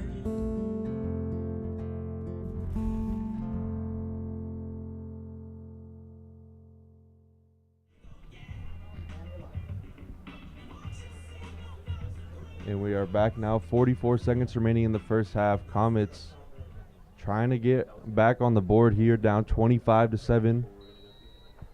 They've had a great offensive drive here, winding out this first half. Chatham drops back, looking over the middle, and threw behind his receiver that time. Incomplete. Brings up second down. Well, it's a heat check for Johnson. An inaccurate throw. But Chatham, again, coming into this drive, had under 20 yards passing for the game. He's already looked much better on this drive, starting to maybe regain some confidence, and that's going to be incredibly important for Palomar in the second half if they want any chance at coming back into this football game. Chatham dropping back, fires towards the end zone, looking for Landry. Overthrow his guy that time, and incomplete, bringing up third down. Super tight coverage, no PI. Third down. Want to go with the one-on-one, see if Landry can win that. Tried to draw a flag, doesn't get it. Now it's third and long. You do have a field goal in your back pocket if you want it. But there's still plenty of time, and you have 2 timeouts still. Yeah, let's see how the Comets choose to treat this here. Did they go conservative, keep it on the ground and take a timeout, just kick a field goal to end the half?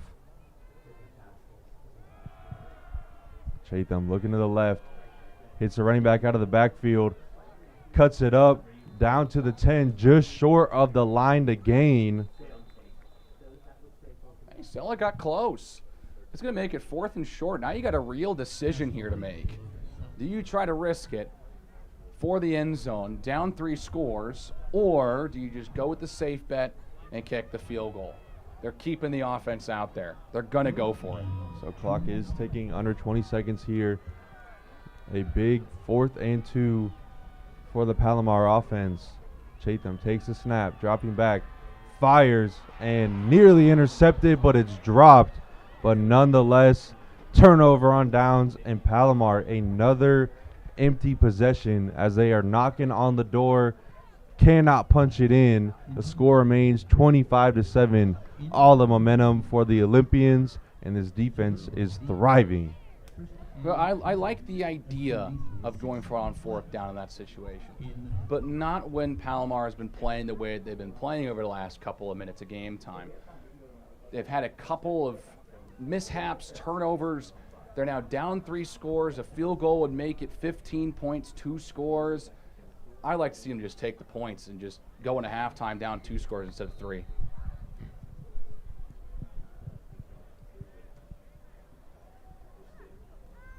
Looks like the Olympians are just going to take a knee and take their 18-point lead into the half. The Comets trail 25-7 going into halftime. Trevor Tanner here and Alex Roberts. Alex, what's something that you saw from the first half from both squads? Well, I saw Palomar struggle late in that first half. I saw San Diego Mesa throw the ball really well. They were running it really well. I thought that they took advantage of mishaps. Palomar just did not have any answers for mistakes that San Diego Mesa had, and San Diego Mesa had all the answers for Palomar mistakes. Yeah, and exactly like you said, Palomar, just way too many mistakes with under 5 minutes remaining in that second quarter. You had the botch handoff, you had the bad snap that they ended up scooping and scoring to make it an 18-point game. So we're heading into halftime here. Palomar down big, 25-7. Let's see what they can do in this second half.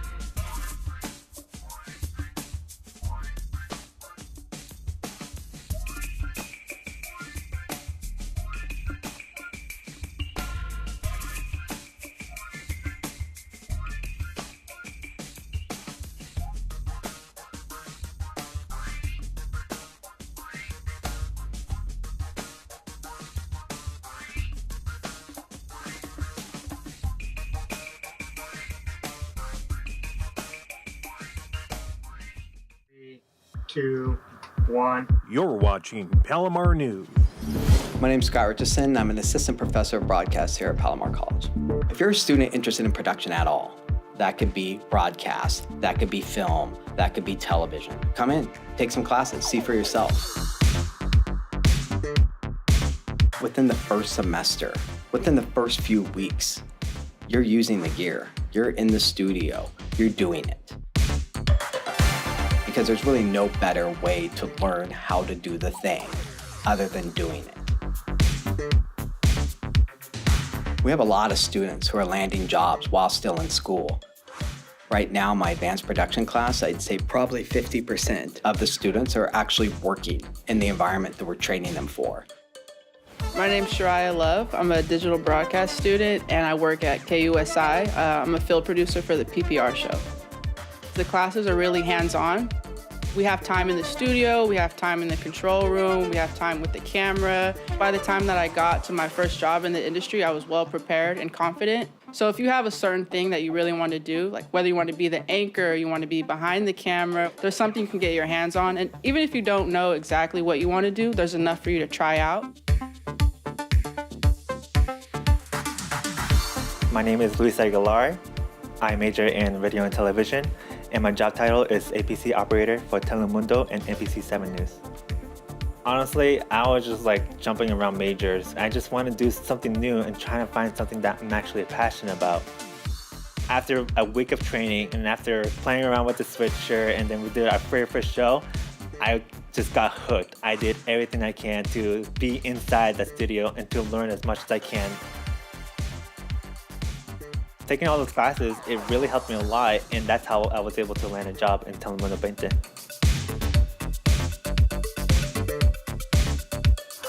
My name is Trisha Duffy. I am a film, television, and electronic media major, and I am part of the studio crew for the Prep Pigskin Report at KUSI. Palomar really set me up for success in my job because beyond my position, I've had situations where people have come up to me and been like, Trisha, can you do this? I know it's not part of your job title. And I've been able to say, yeah, I can do that because I learned how to do that at Palomar. I've been in colleges before where it doesn't feel like the teachers really care about you on a one-on-one level, but it's really different here. Like Scott Richardson, he's super awesome. I've never felt like a teacher really cared about what I'm doing personally. He even got me a job outside of school, and it's just amazing how much he really cares. We do have a good thing going here, and we are being recognized by industry professionals who are coming to us and saying, hey, do you have anyone that we could hire over here? Just because at this level, it almost seems kind of like this big imaginary bridge, like how do I find work? And if you have the gear and you have the instruction, which we have here at Palomar, all you really need is the drive. And you can make of it what you will.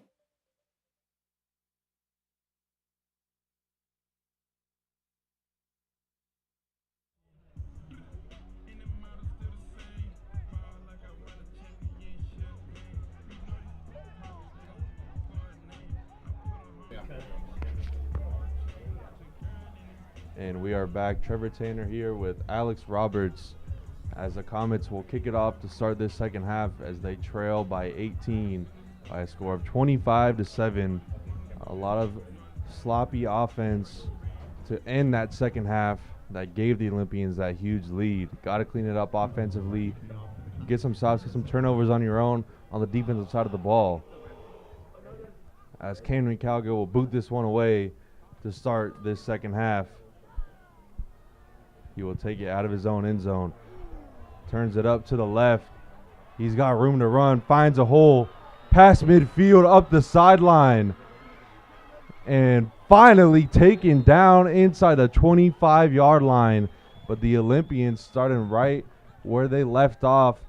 And they are in great field position to start the second half. I mean, what's been going on today with kick returns and punt returns? We've seen a couple of really, really nice punt/kick returns on both sides, granting great field position. And frankly, I thought it would be a really important job for Palomar to force a punt for San Diego Mesa, but with the field position they're going to be having, doesn't seem like that's going to be happening. The only way that San Diego Mesa doesn't come out with any points is if they decide to go for it on 4th down, they have a blocked or missed field goal, or maybe a turnover. There is a flag, though, and maybe this is all coming back. And it is going to be coming back. Looks like there is a holding on the Olympians, so that negates a huge return, a huge break for Palomar there, as the Olympians are going to be starting at the Palomar 20-yard line, and now they're starting at their own 25. Well, forget what I just said. It's imperative that Palomar's defense forces a punt here, whether or not they allow 1 or 2 first downs. Ideally, you'd want a 3-and-out to get your offense the ball. Johnson hands it up. Run up the middle, gets 4 there on first down. Run defense has to be better for Palomar. They've been letting Derek McClintock kind of run all over them since he's entered the ball game. He was kind of absent for the first quarter and a half, but has exploded here as of late. He has 8 carries for 29 yards here so far, as Johnson drops back, fires over the middle, and this one nearly intercepted off of the tip, off of an Olympian receiver. Falls to the ground, and it'll bring up 3rd down. Strong, the closest one there to making a play. Just kind of pops up in the air. It's honestly, fortunately for Mesa, in the right spot, that there's no looming safety right behind the receiver to take the easy interception off the tip. Palomar lined up in a 3-3 defensively with 5 defensive backs there in the secondary.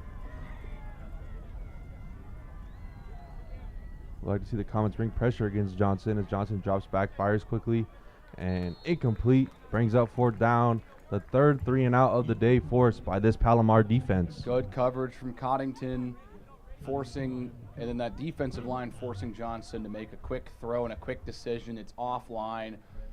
And this is exactly what the Palomar defense needed to do, force a 3-and-out. It's exactly the way they want to start the second half. Palomar's offense found a little bit of a groove toward the end of the first half after all those mishaps, but they got to build on that here and to start the second.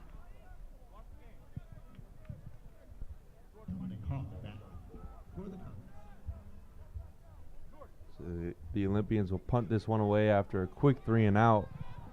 Fair catch signal for, and Palomar will start their opening drive of the second half at their own 25-yard line.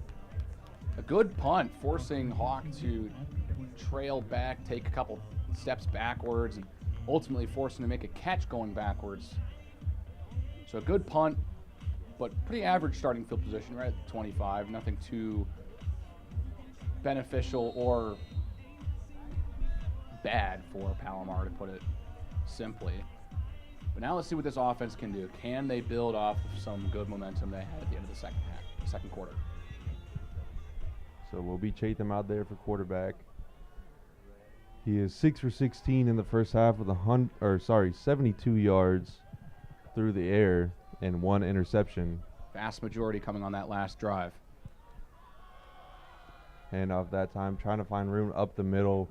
Nothing going there. They had no luck trying to get the ball on the ground.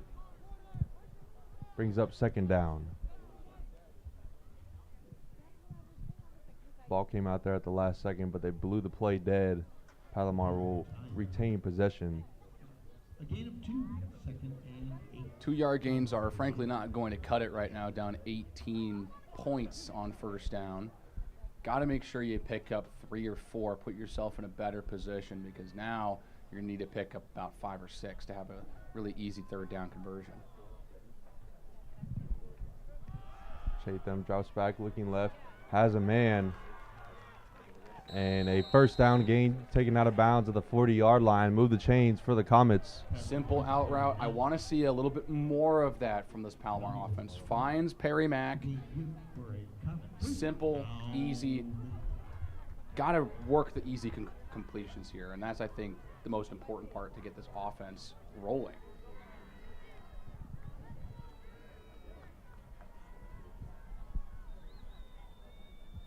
Let's see if Chatham can finally find his groove here in the second half.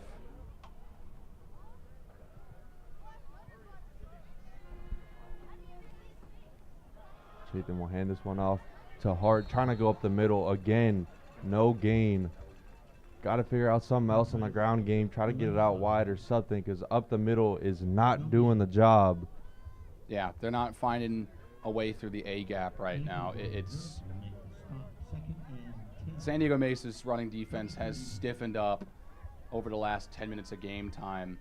Palomar's got to find some other way to get this running offense involved.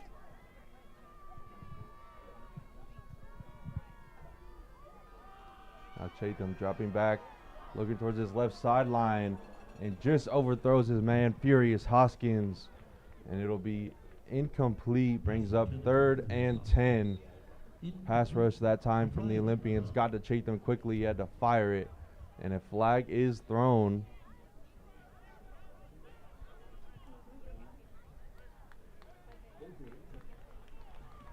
That's a lifeline.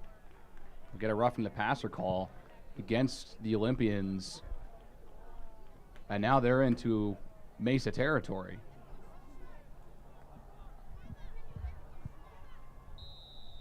Big time penalties. I've heard this Olympian defense time and time again.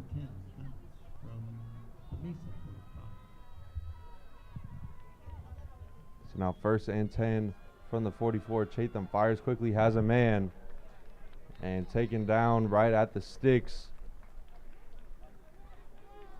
Let's see where they spot this, and they will move the chains. So a 1st down play for the Comets.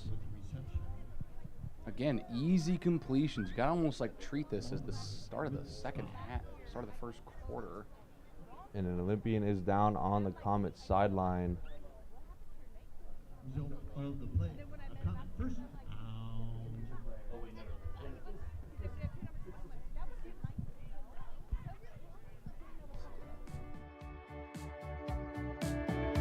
Are you interested in how language and communication can help shed light on global issues, struggles, and stories?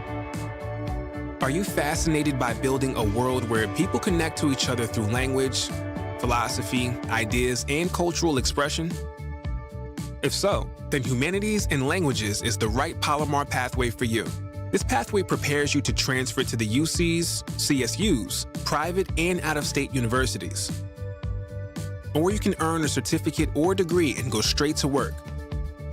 Some of the degrees and certificates in this pathway include American Sign Language or English Translation and Interpreting, English, Philosophy, and World Languages. Ready to learn more? To view all of the degrees and certificates in the Humanities and Languages pathway, be sure to visit the Palomar Pathways mapper on the college website.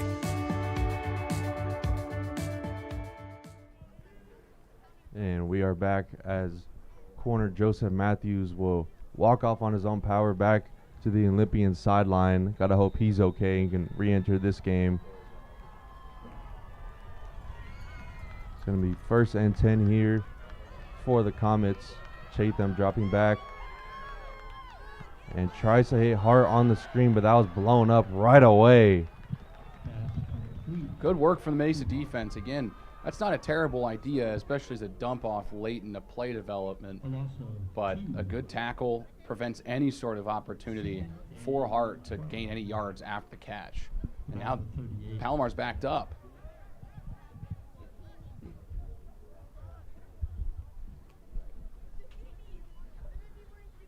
So 2nd and 12 now from the Comet 42-yard line. Sorry, 38-yard line. Can't count. Chatham rolling to his right under pressure. Fires towards the sideline, and that one is dropped. Would have been a 1st down. Had to come back for it. Yeah, Michael Perry Mack had to come back for it a little bit. Not an ideal situation. You had a completion. You pretty much had a 1st down on guaranteed with that completion. He was open. Lead him on a little bit more towards the sideline, and we're talking about a 1st down for Palomar right now.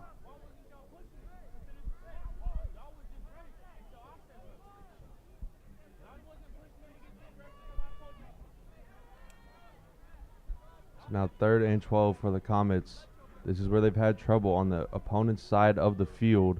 Looks like Mesa's going to bring pressure. They do. Chatham gets it out quickly, has a man and Furious Hoskins, but he's going to be short of the line to gain. And it brings up a 4th down.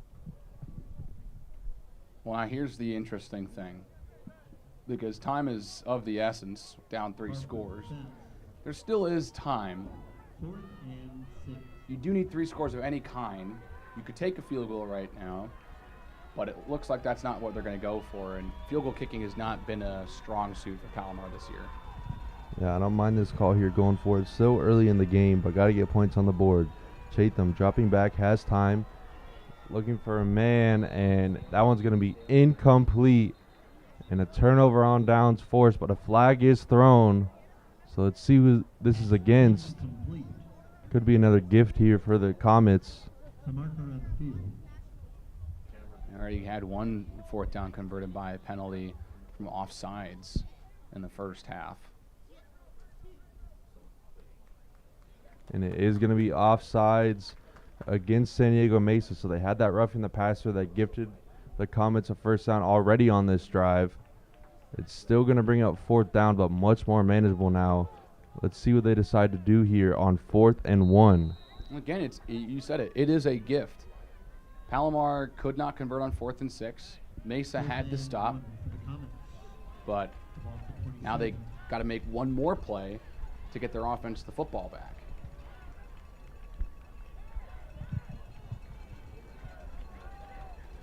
Looks like Jacob Harris is in at quarterback for the Comets. Interesting decision here. Let's see what the Comets can dial up. 3 running backs in and whistle blown. Another pre-snap penalty. And a timeout taken by the Comets. Want to make sure that this 4th down play is executed perfectly, as it's still early in the game that this. It's time to think about college. But what are you going to study? Let us help. We're Palomar College, and we train for success. The transportation sector is rapidly shifting from fossil fuels to alternative fuels. The demand for qualified technicians has never been higher. Our program addresses the current needs of the industry with an eye toward the future. Your new career in zero-emissions vehicle technologies is waiting, and Palomar will get you there. And we are back 10-12 remaining in this 3rd quarter. 4th and 1 coming up for the Comets. Let's see if they decide to stay with their personnel they had out there. They do. It's going to be Jacob Harris and 3 running backs into the game.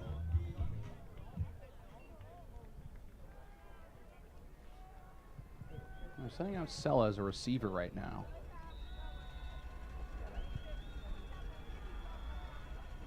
Motion Sella back into the backfield.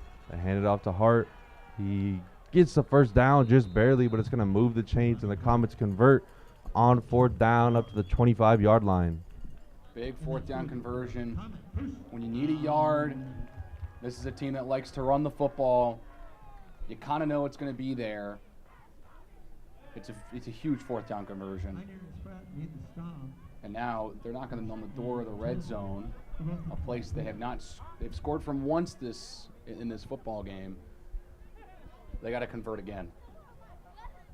And that one score came when they started the drive at the Olympian 20. Now Harris fires quickly, has a man in Hoskins, and it looks like he stepped out of bounds right before the 1st down marker, but a good 1st down play. And they're going to move the chains, call it 1st and goal from the 10. So the Comets are moving here on offense. It's probably a generous spot, but you'll take it if you're Palomar. You'll take about anything you can get right now. With how that first half ended, you got to punch this in for a touchdown. Harris looking to his left now. He's going to step up, has room to run. He dives for the pylon, and they're going to mark him just short. Looks like he's going to be down at the 1.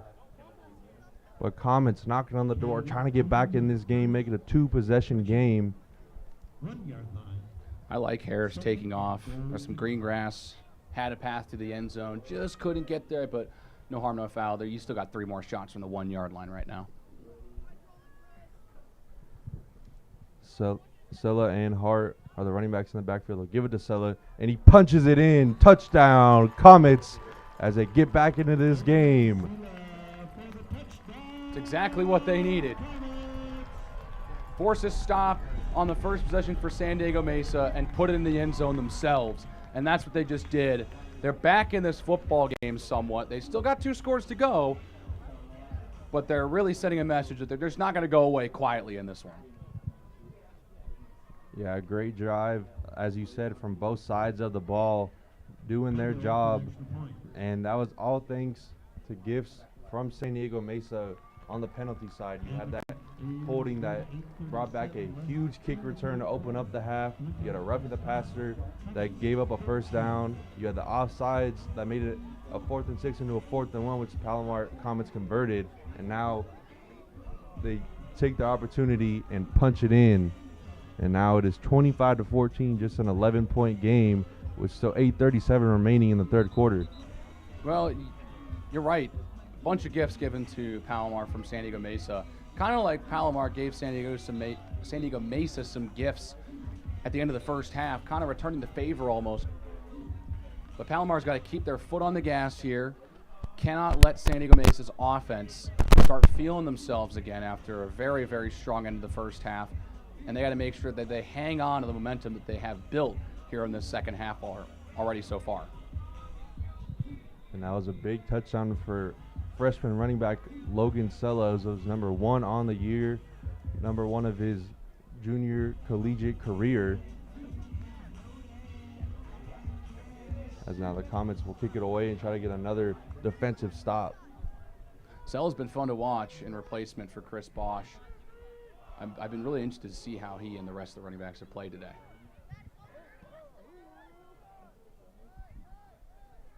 Short kick this time, it'll bounce at the 10, fielded cleanly.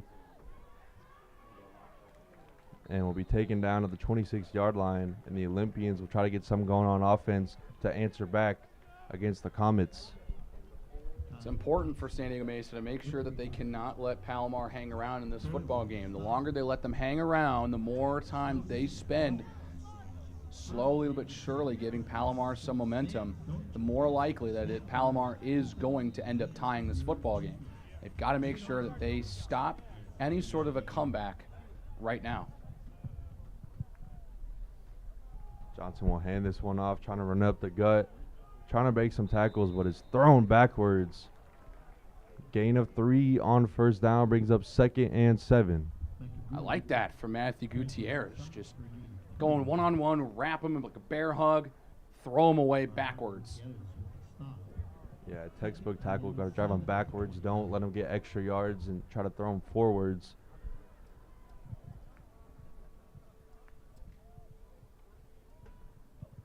Now Johnson getting signal from his sideline, changing the play at the line.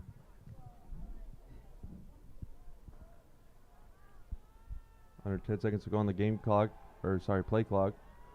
Fires in, is blown up, but he hangs on to it. What a catch and what a hit. Brings up 3rd down for the Olympians. That's the safety, Isaiah Strong, providing the hit. But good soft hands from Troy Bassler, making sure he hangs on to that football, makes it 3rd and short.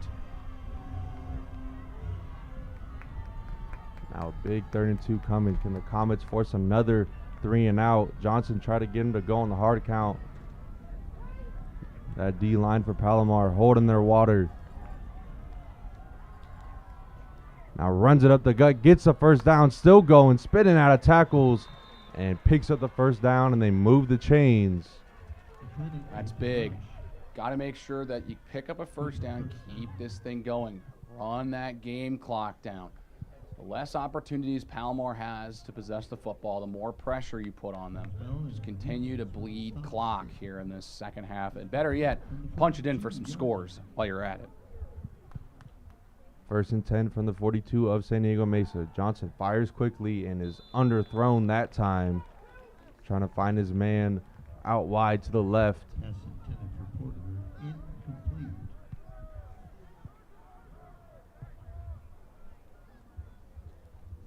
Stagnate this drive if you're Palomar defense. Stagnate the drive. Don't let them advance any further than this. and you get your offense some good field position back.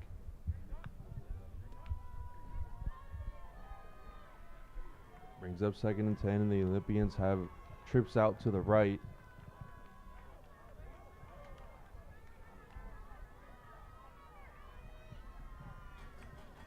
Johnson takes a snap, drops back, fires. Has a man, picks up about 6 there on 2nd down. Comets rally quickly. Take him down right after the catch, and it brings up 3rd down. Able to pick up the blitz there. Quick, easy completion to Bassler makes it 3rd and manageable. And that's huge for San Diego Mesa. So they're not backed up. Palomar's defense got to stiffen up here. Be interested to see if they try to blitz again.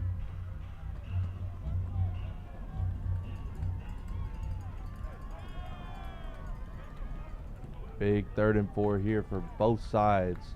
Palomar needs to get the ball back, try to get back into this game. Johnson, deep drop, fires over the middle of the field, has a man. Taken down, but not before he picks up a huge 1st down into Palomar territory. Calm, cool, collected. That is exactly what Reggie Johnson was on that play. Saw the pressure. They had an unblocked rusher coming at the quarterback, and is able to find an open receiver down the field for a big completion and a 1st down. A great play call dialed up that time by the Olympians. Made their quarterback take a deep drop, knowing the Comets were going to bring pressure. Able to fire that one and make the completion for the 1st down. Now Johnson, play action. He's looking deep. He has time. Fires, has a man inside the 20. Taken out of bounds at around the 12-yard line. Back-to-back 1st down pickups for the Olympians. Well, guess who's been the go-to guy on this drive? Troy Bassler. He makes another great catch. Outstretching his arms to haul it in. Gets out a little bit by just short of the 10-yard line. Bassler with 4 receptions in this game, 53 yards.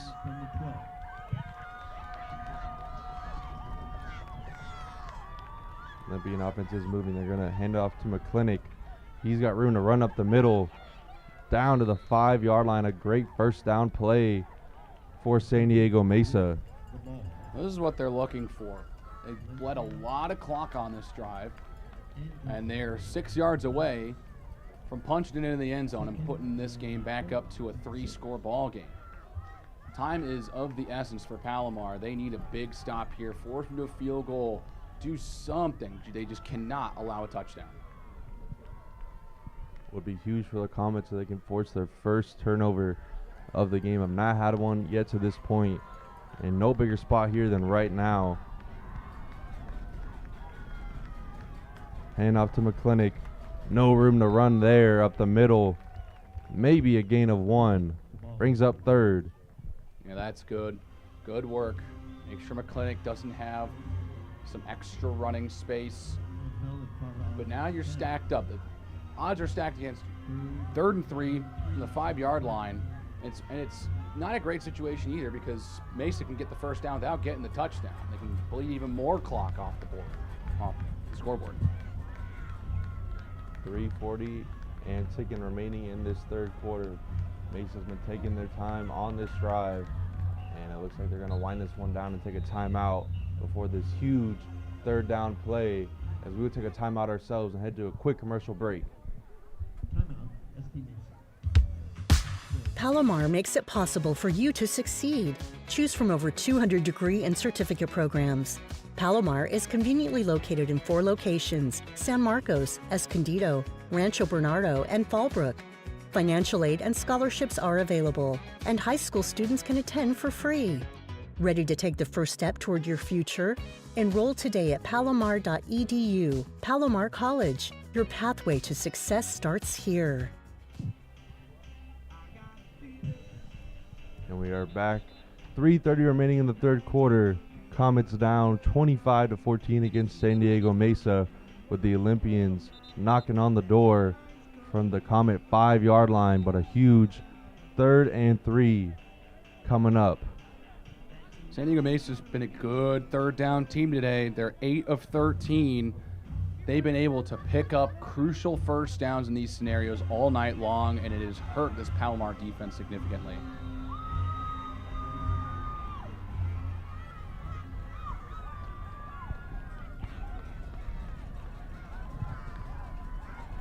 Johnson drops back.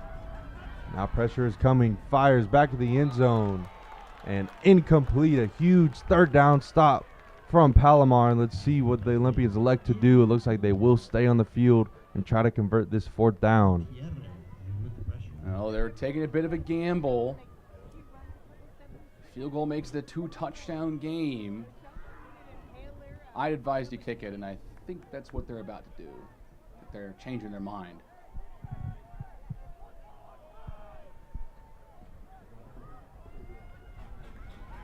Yeah, smart play here. Make it a 14-point game. As you mentioned, it'll be a 2-touchdown lead. And the kick is up, and it is good. So the Olympians take a 28-14 lead with 3:22 remaining in this third quarter. That's huge for Palomar's defense. Their backs are up against the walls. A huge third down, fresh out of a timeout. Brought pressure, made Johnson panic a little bit, make a throw towards the back of the end zone. And now it's a bit.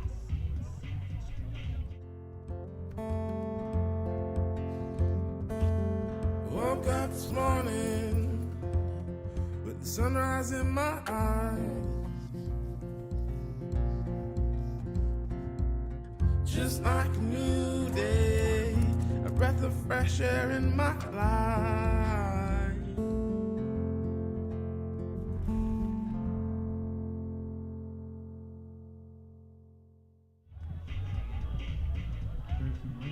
And we are back. 3:22 remaining in the third quarter after an Olympian field goal, but a good job by the Comet defense, bending but not breaking, keeping it a 2-score game. And now let's see what the offense can do after having a big touchdown drive, thanks to a whole bunch of penalties from the Olympian defense. You said it exactly. Bend, but don't break. And that's what that defense did. They held into a field goal. Now it's 2-touchdown game. It's pretty clean now on the scoreboard. 2 touchdowns and the game's tied. Palomar's got to score on this next drive. See if they can get another big return here. And brings it up past the 25. And it'll start around the 27-yard line of Palomar. Well, that was a pretty good drive last time we got there. Again, a couple gifts from San Diego Mesa via penalties, but good teams take advantage of those opportunities gifted to them from the other team, and they did on that drive. If they can build on that and make sure that they aren't in that type of a position on this next drive, I think they're going to be in a really good position. And they did something that they've been struggling to do all game, which is capitalize in the red zone, capitalize in the Olympian side of the field. Finally, we were able to punch it in for a touchdown, make it a 2-score game. Defense only let up a field goal. So now Chatham in this Comet offense have to get on the board once more, make it a 1-score game, give it back to your defense, get a stop. Another handoff goes up the middle, and like it's been all night, little to no gain there. Palomar, again, really committed to the run.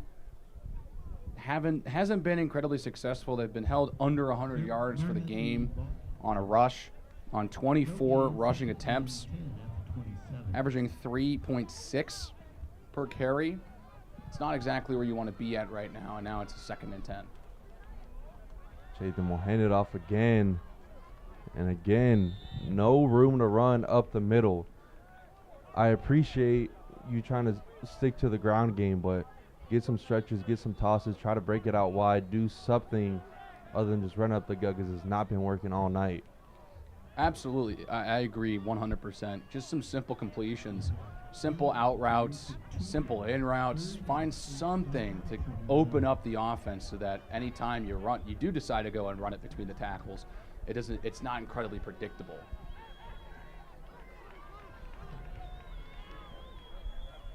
Now a big 3rd and 8 coming for the Comet offense. Chatham dropping back, under pressure, stepping up, breaks away, still going, gets a little running room, but still short of the line to gain. It's going to bring up 4th down. Let's see what this coaching staff decides to do. Chatham made it a manageable situation, but they're not going to risk it here. Yeah, And I support that decision.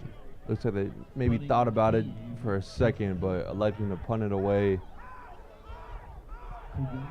Hoping your defense can get a stop, or even better, a turnover.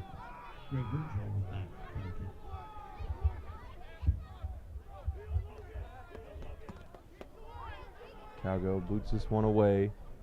They're going to let it drop, takes a comet bounce, and will be touchdown at the 18-yard line of the Olympians. Good work. Make sure that you put some pressure on the returner. Make sure he stays away. You cannot allow a return. And now you're playing the field position game a little bit. Another long drive incoming for San Diego Mesa if they want to put points on the board.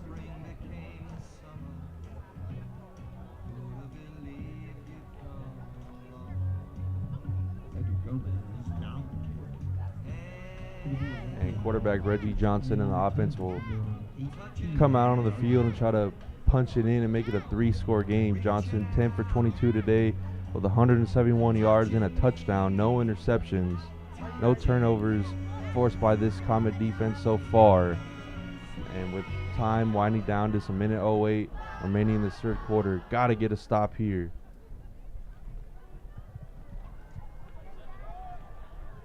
Hand off to Porter, getting a great push from his offensive line, still going. That one was stopped right at the line, but a great push makes it a second and about 4. Good work from the offensive line, just continuing to make sure that that pile continues to move forward. Again, 2nd and 4.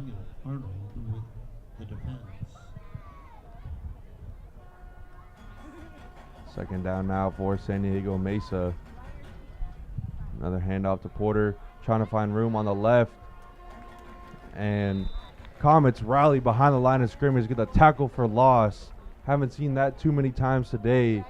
Huge stop there, bringing up another big 3rd down. As the clock is winding down here in the 3rd quarter, Olympians will likely decide to just wind this one down, take it to the 4th. Yeah, great track from the backers. Make sure that McClintock goes backwards. That's a huge tackle for loss. Make it a little bit more tougher when we come out of the break for the 4th quarter. And that will take us to the 4th quarter. Olympians lead at 28-14 over Palomar, and we'll be right back for the 4th and final quarter of play.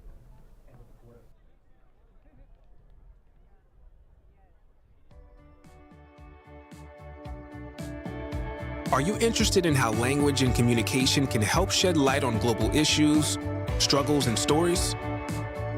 Are you fascinated by building a world where people connect to each other through language, philosophy, ideas, and cultural expression?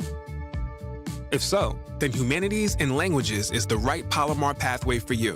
This pathway prepares you to transfer to the UCs, CSUs, private and out-of-state universities. Or you can earn a certificate or degree and go straight to work. Some of the degrees and certificates in this pathway include American Sign Language or English Translation and Interpreting, English, Philosophy, and World Languages. Ready to learn more? To view all of the degrees and certificates in the Humanities and Languages pathway, be sure to visit the Palomar Pathways mapper on the college website.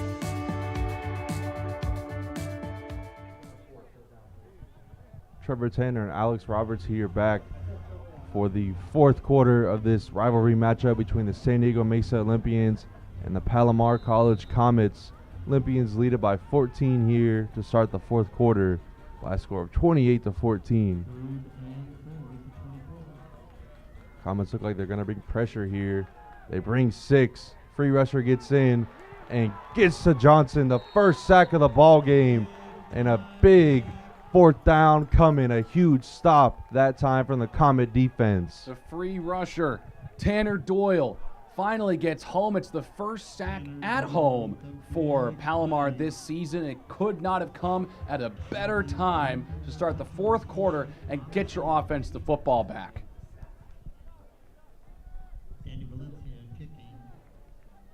Yeah, the first sack from either side tonight.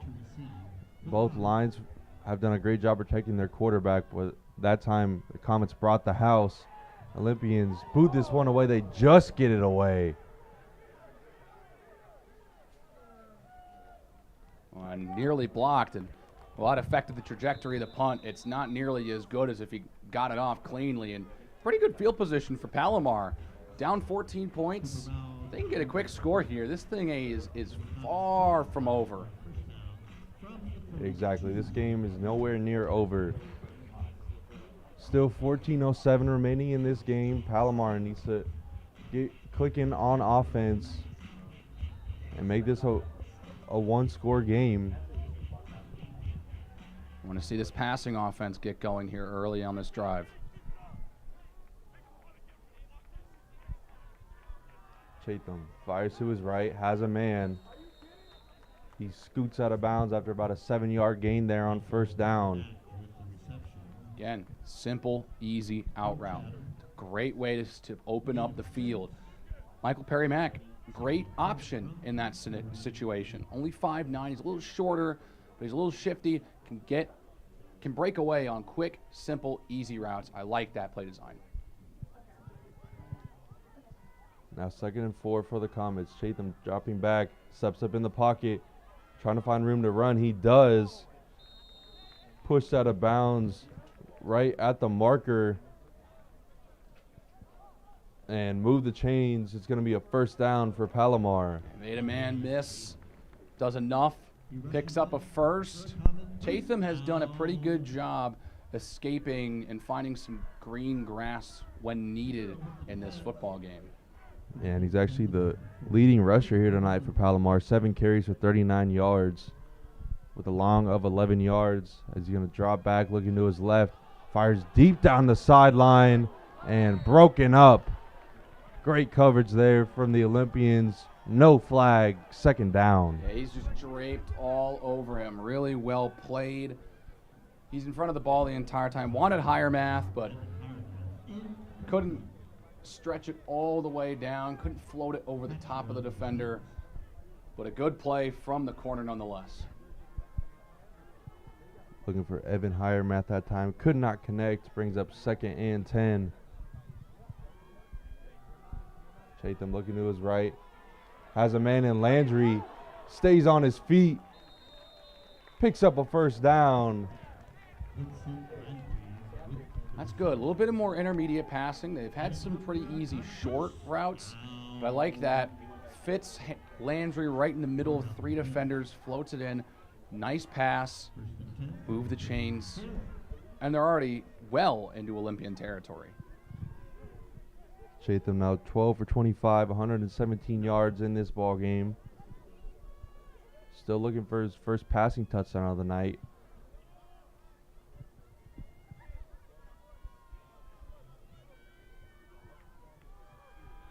Chatham drops back, fires towards the sideline, has a man, and pushed out of bounds, but a pickup of about 7 or 8 there on first down. They're spreading the ball around here. First catch of the game for Jathan Bejarano. I like the way that they're utilizing their full roster here. They got a good receiver room. Take advantage of it. Work some easy completions. They're getting guys open, and Chatham has been hitting them on this drive.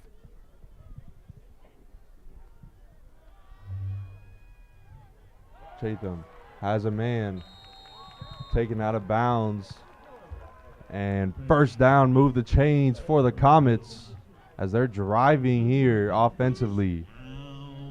Reception leader Michael Perry Mack, his 4th catch of the ball game. It's just over 20 yards, so not too much depth to his target, but he's been a reliable option when the passing offense needs just a few yards.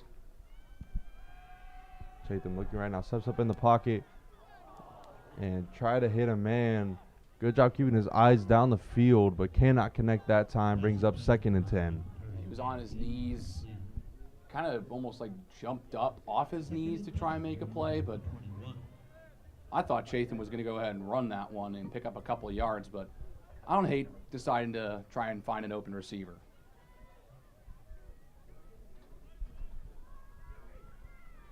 Sella is the running back in the backfield. Chatham steps up in the pocket. He will try to run this time. Has a little room. Goes out of bounds. Picks up a couple yards. Makes it 3rd and about 6. A big 3rd down here. You say it a lot throughout a football game, but this one truly has a lot of weight to it because the Comets are not down 10 points. They're down 14. They need 2 touchdowns. So pretty much, I would think you have 2 plays to get 7 yards here. Most definitely 4-down territory, pretty much going throughout the rest of this game. Now Jacob Harrison at quarterback. Interesting play. Now rolling to his left. Sets up the screen to the tight end, Pugel. Inside the 10. Taken down out of bounds. It's going to be a first and goal for the Comets. But a flag was thrown. Campbell with the reception on the right side. Like getting Pugel involved. They had a receiver, it looked like it was Landry on the far side, but go with the tight end with the blockers. I like what I see. This one could be holding. Yeah.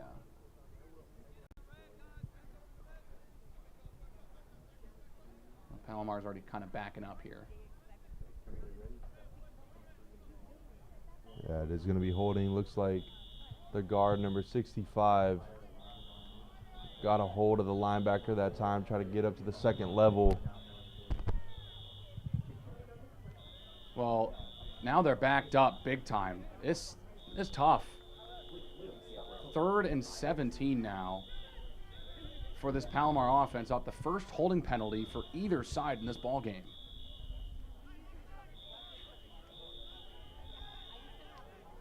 Yeah, long 3rd down now for the Comets. Harris looking to his left. Fires over the middle and off the hands of his receiver. Cannot make a play there. And 4th and long coming up for Palomar.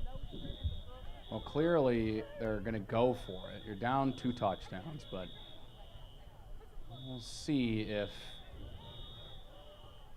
they're going to keep Harris out there. I'm surprised they're not putting Chatham back in there.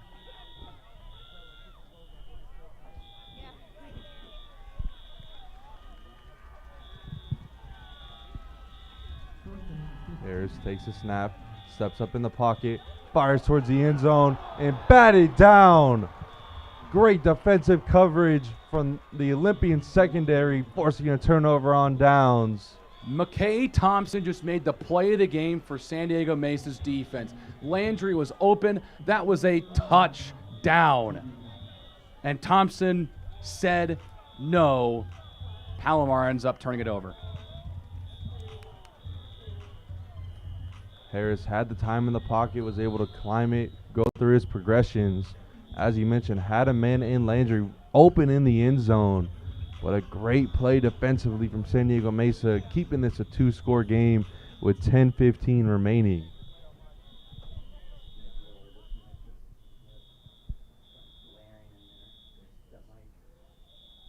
Johnson hands it off to McClinic. Gets about 4 there.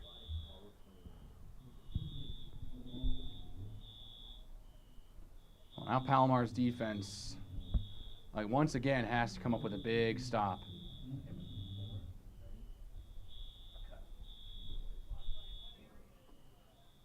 Palomar down only to 2 timeouts here in the second half. That one they had earlier proved costly.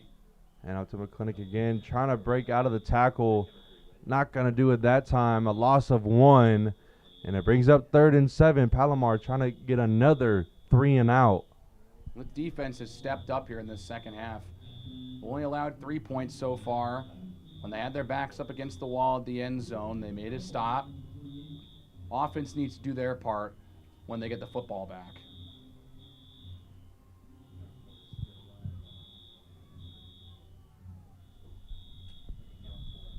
Let's see what the Olympians try to do here. Do they keep it on the ground? Do they try to move the chains through the air? Derek McClinic, the running back, in the backfield. And movement before the snap.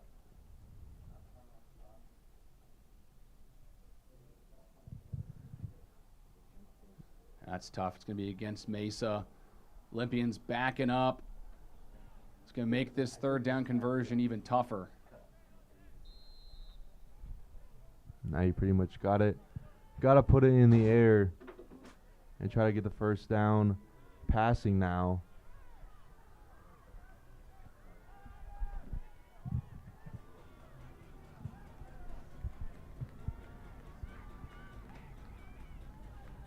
Johnson dropping back. Now pressure in his face. And a big hit behind the line of scrimmage. Mesa trying to get the screen pass going. Comets said not today.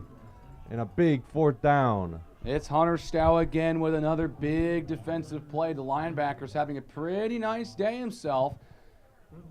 Well, Palomar's defense does their job. They force a 3 and out. Palomar's offense now has to do theirs. That's frankly been the story for Palomar here in the second half. Defense has played up to task. Palomar's offense now has to match that effort from their defense. Yeah, Palomar's only let up 3 points this entire half, and another flag thrown. Maybe a little blessing in disguise. That snap was a little off.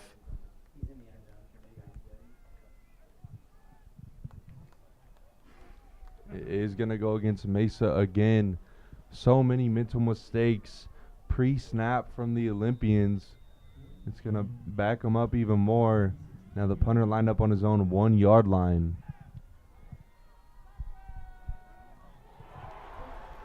This one is blocked. And the Comets scoop it up. 3 phases of the game: offense, defense, and special teams. And that time it comes up big for the Comets, and great starting field position. Man, you can't ask for better field position right now. This is exactly the type of thing that this team needed. Valencia with a bull rush to the punter. He blocks it. And Strong recovers at the 2. Oh my goodness, Palomar in business. Oh man, don't go away. It's getting spicy in San Marcos. Still so much time remaining in this game. 8:06 left on the clock. Palomar knocking on the door. Hand off this time to Hart. Not much room there.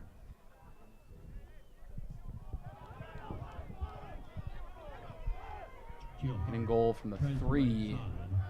It's you expect a run from Palomar with the way they've been playing, but they've opened it up a little bit. I still expect them to try and run it probably one more time before they go for a pass.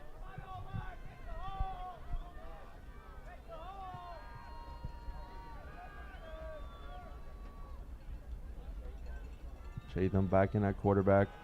He's going to fire to the corner of the end zone. Tries to make a Moss catch over the DB, and no flag thrown. It's going to bring up 3rd down. I don't hate the idea going for a one-on-one for their top receiver, Furious Hoskins. But now, situation's a little dire. You got 2 plays to pick up 3 yards. It's really important that Palomar does so with a great, outstanding, phenomenal, excellent, all the adjectives for their field position right now. Let's see what the Comets do here. Chatham rolling to his right. Fired toward the end zone and batted down at the line. This Olympian defense is holding strong, brings up 4th down. Chris Fuel with a clean block, gets both mitts up there, swats it down. I mean, this feels like the ball game. I mean, you can't ask for a better opportunity if you're Palomar. You have to put it in the end zone. The drive started at the 2. You've lost a yard. See what Palomar does here. You know the Olympians are going to be pinning their ears back, trying to get into the backfield.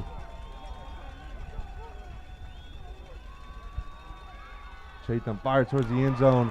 This one is caught. Touchdown, Comets. And all of a sudden, they're back in this game. Don't go anywhere. Comets fighting back. Micah Johnson with his first haul on the year. Good throw from Chatham on the simple slant. That's exactly what they were looking for. He hesitated for a second, but Johnson able to haul it in, hang on through the process. And that's huge. Palomar absolutely needed that score. Point after try is good. Palomar down by just 7 now with 7:17 remaining in this game. And they got 2 of the 3 scores they need to come back in this ball game. They need one more. Their defense has played very well. I expect them to get the ball back without surrendering any points. But can the Comets tie it up? So, it's time to think about college. But what are you going to study? Let us help. We're Palomar College, and we train for success. The transportation sector is rapidly shifting from fossil fuels to alternative fuels. The demand for qualified technicians has never been higher. Our program addresses the current needs of the industry with an eye toward the future. Your new career in zero-emissions vehicle technologies is waiting, and Palomar will get you there.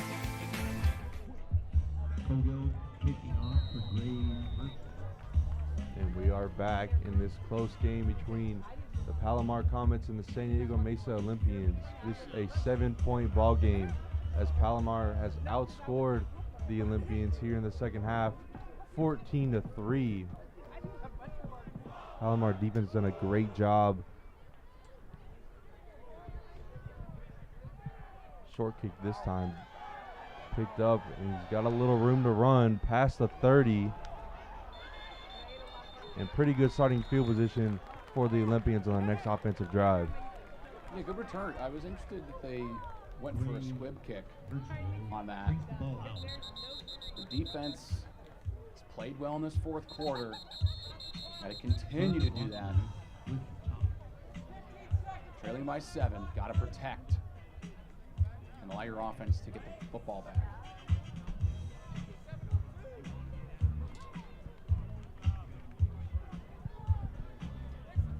The ball's at the 34-yard line, first and 10. The San Diego Mesa offense has really stalled in the second half, playing extremely conservative, coming into it with a 3-score lead. I've only gotten 3 points since half. Haven't moved the ball too well offensively. Really relied on the run game, and it hasn't really worked as they had hoped in this second half outside of their field goal drive.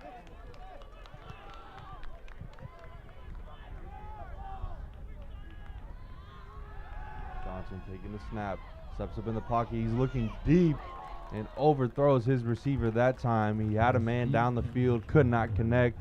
2nd and 10. And just as we say that they've been really conservative in this second half, they decided to dial up a deep shot to Jay Porter, and well, it's just a simple overthrow. Just could not hit him.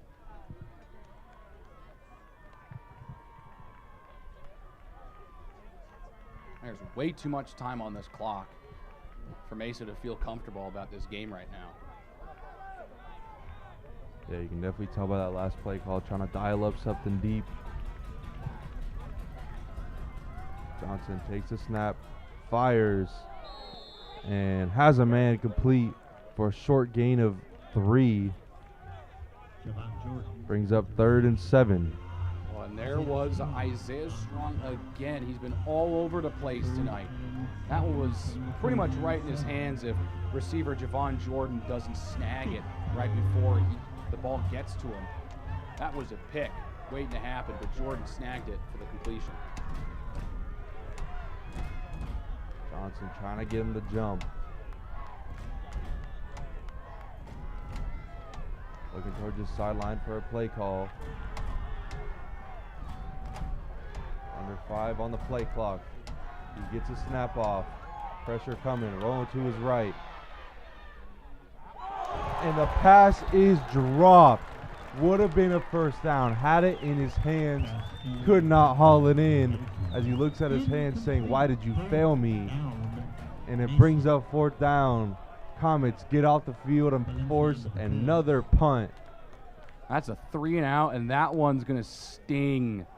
Bassler had it in his hands. He's been a reliable receiver for this team, but not reliable in that moment. He's going to be wishing he had that one back by the end of the night, regardless if Mesa ends up winning or losing this football game. That could be a huge point in this game if Palomar can come back. Punts away cleanly. Bounces, takes a Comet bounce. and they will start their next drive on their own 32-yard line. It's pretty good field position. Hawk doesn't have to do anything in the return game. And now it's time to see what KJ Chatham has. Try and see if he can tie this football game up after a catastrophic meltdown at the end of the first half for Palomar, to say the least. To fight their way back and to be in a position to tie this football game, gotta applaud the effort. Can they finish the job and tie it up?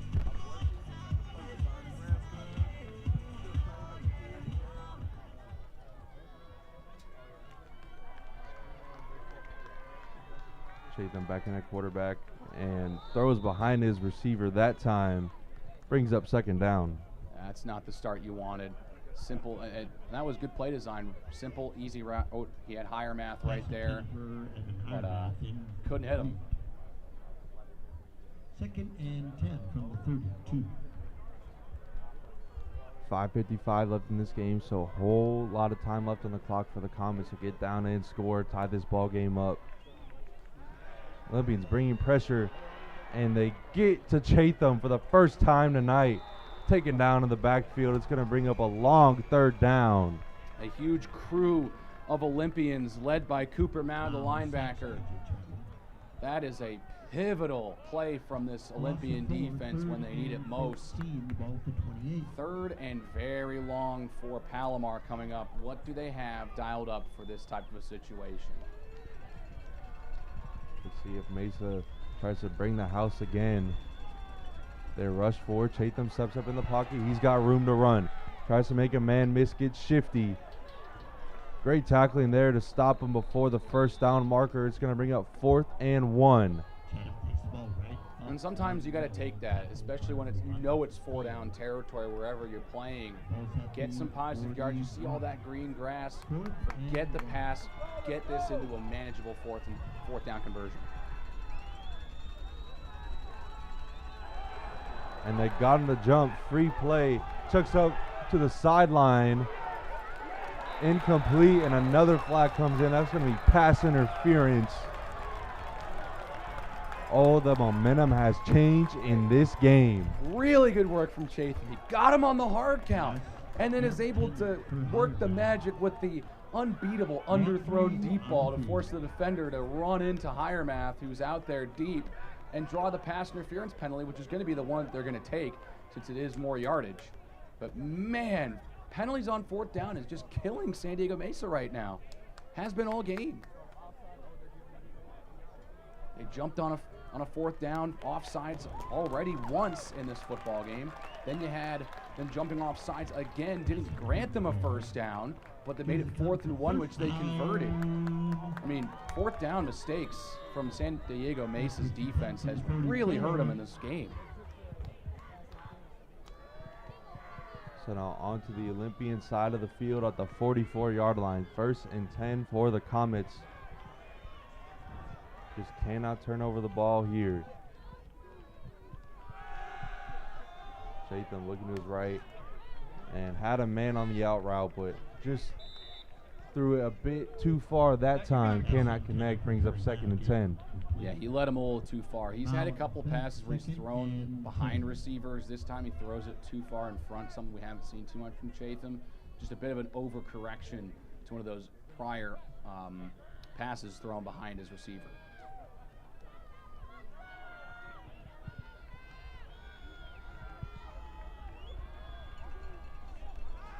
Mesa bringing the house. Chatham steps up. Throws it just a bit too high for his receiver that time. Cannot bring it down. Is Furious Hoskins. And now 3rd and 10 looming. Catchable ball, a little bit high as you said, but man, that one hurts because Hoskins has got the hands to make a catch like that. Man, if he's able to make that catch, who knows what we're talking about right now. Olympians bring pressure again. Chatham fires and throws behind his receiver. 4th down coming.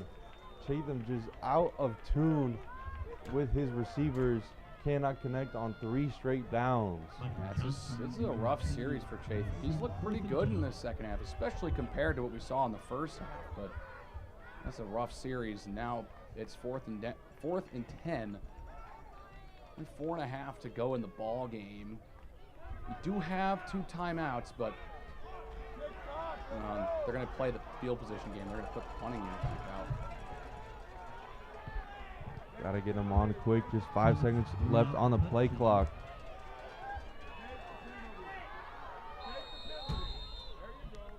And they're going to have to burn a timeout. Let's see if that comes back to bite them. Took too long to decide whether they're going to go for it or punt.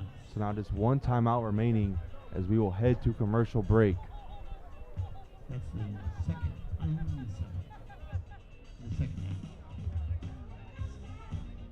It is often said that education is our passport to the future.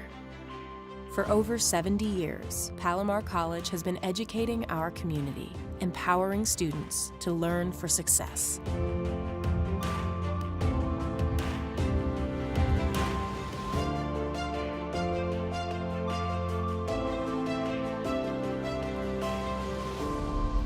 Create your future today.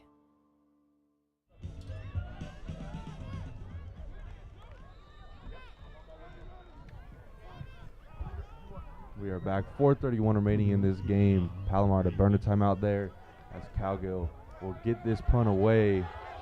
A little short.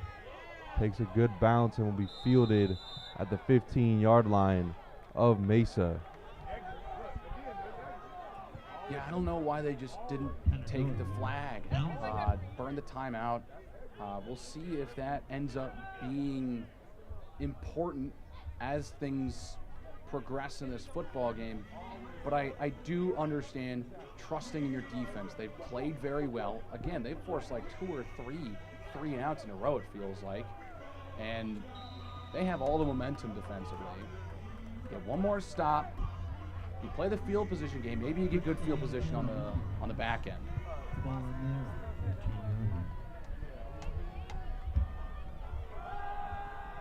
Mesa will hand it off, trying to go up the middle. Getting a decent push.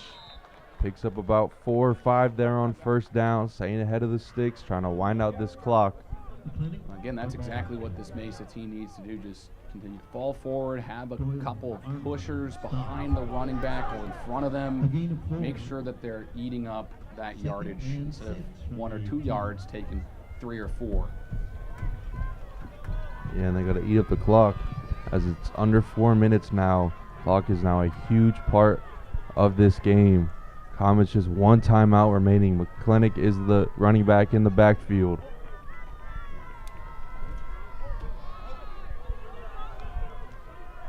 They will hand it off to McClintock, trying to find room to the right.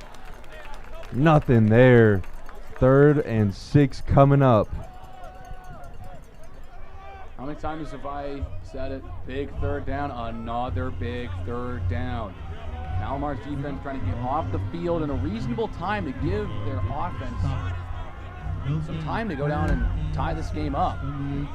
A first down here doesn't end the game, but it feels pretty dire if they do surrender a first down here. Yeah, stop here would be huge. You can get the ball back. You still have a 2-minute warning and a timeout in your back pocket.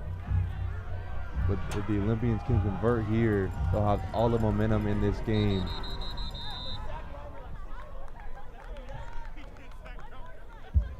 Timeout is going to be taken by Mesa with 2:50 remaining in this game. Don't go anywhere as this one is getting close.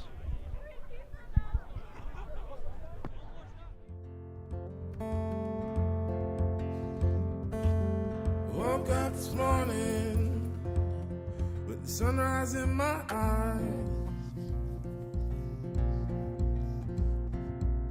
Just like a new day, a breath of fresh air in my life.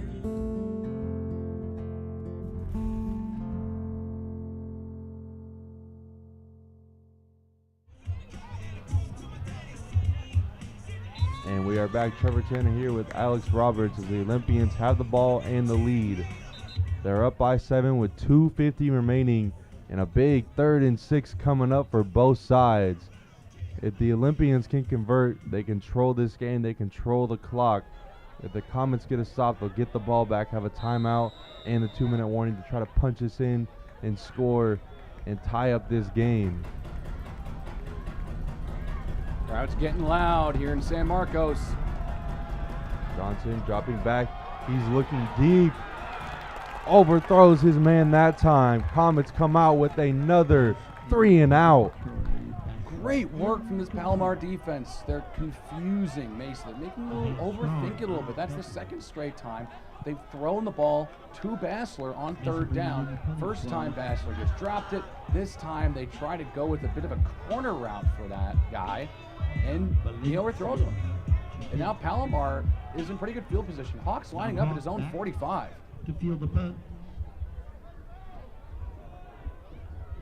I don't think too many people thought that this would be the final 2 minutes and 44 seconds of this game. Palomar has a chance to tie it up. This one was almost blocked again. Fair catch signal for it. It's going to take a great Comet bounce, and they will start in Olympian territory. Can't ask for better field position, and frankly, the decision to punt on 4th down is looking like a pretty good decision for head coach Early. The Comet ball, 1st and 10 from Mesa, 43. 2-minute timeout and a timeout to work with. See what Joe Early can do. Try and see if he can will this team down the field for a score. So they're starting at the Mesa 43-yard line. Great field position. Still a ton of time left on the clock. As you mentioned, 2-minute warning and a timeout. Chatham drops back. Steps up in the pocket. He has tons of daylight ahead of him. He's going to get out of bounds at the 29-yard line. Huge 1st down pickup for Palomar. Very smart play from Chatham. Just look at the green grass ahead of you. Don't worry about taking that deep shot. You got all this free real estate in front of you. Just take it. It's a huge gain. It's been the best thing for this rushing offense. That's largely struggled in this game. Chatham's done a good job scrambling. Yeah, Chatham 65 yards on the ground here tonight. Now 1st and 10 from the 29. Chatham drops back under pressure, steps up in the pocket. Can't get away this time, taken down for a sack. It'll bring up 2nd and 12. Not ideal, but it's not a brutal loss. You lose 2, but you got to try and get some of those yards back before 3rd down. That'll take us to the 2-minute warning, as we will be right back for the final 2 minutes of this ball game. And it is the 2-minute timeout. Comet 2 yards, 2nd and 12 from the Mesa, 31 yards.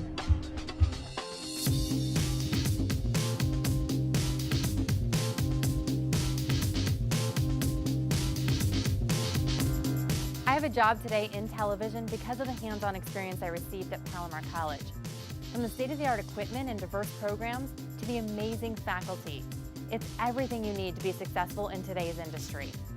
Palomar College, learning for success.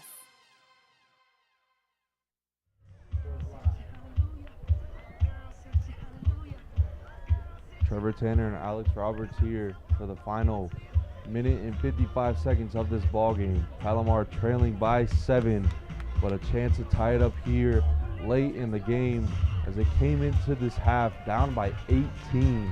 Now they have a chance to tie it or potentially win it. They went for 2 last week, failed to get it, and ended up losing by 1. As Chatham will drop back, fires deep towards the end zone. No flag, incomplete, as it brings up 3rd down. That's good coverage. He's draped all over him. There's really no way to fit that ball into his receiver's hands with the coverage that was displayed on that last play. Try to maybe see if he can draw a penalty. The defender makes a mistake. He doesn't. I appreciate taking a shot to the end zone, fresh out of the 2-minute warning, but now it's 3rd and long. I would like to see him try to get some a little shorter. I know you need a score, but you still have a timeout and a decent amount of time left on the clock. Now brings up 3rd and 12 as Chatham drops back, fires over the middle, has a man, it's complete. Right around the 25-yard line, it's going to bring up 4th down. Probably going to have about 6 yards, 7 yards maybe. But, yeah, I think I'm in agreement with you. I would have liked to see him try some more together on 2nd down.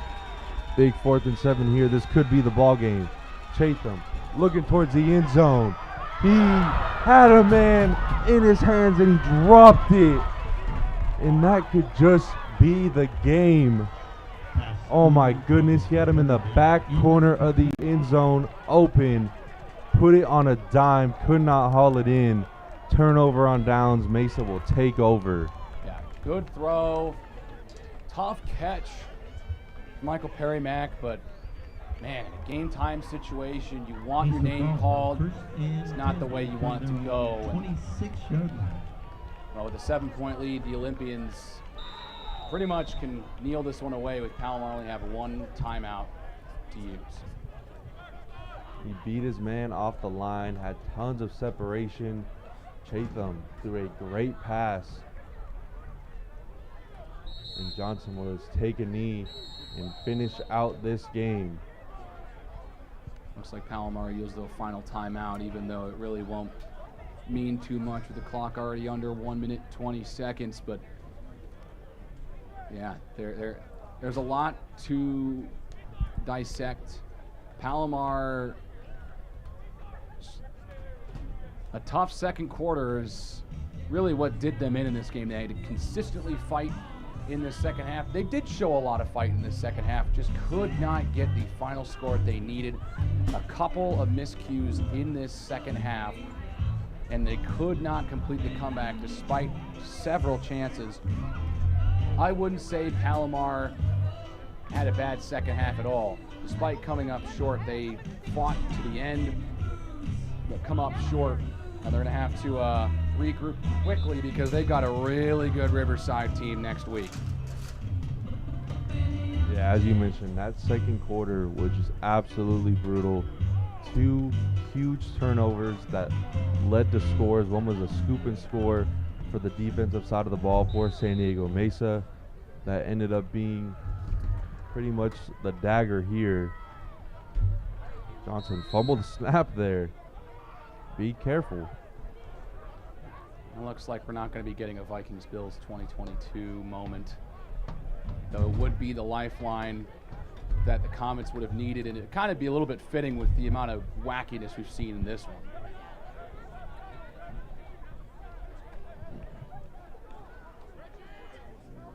The Olympians will need to just take one more knee and they will come out of this with a victory, and after a 2-game skid will get the win here over the rivals Palomar College and go to 2-2 on the year, and that'll wrap it up.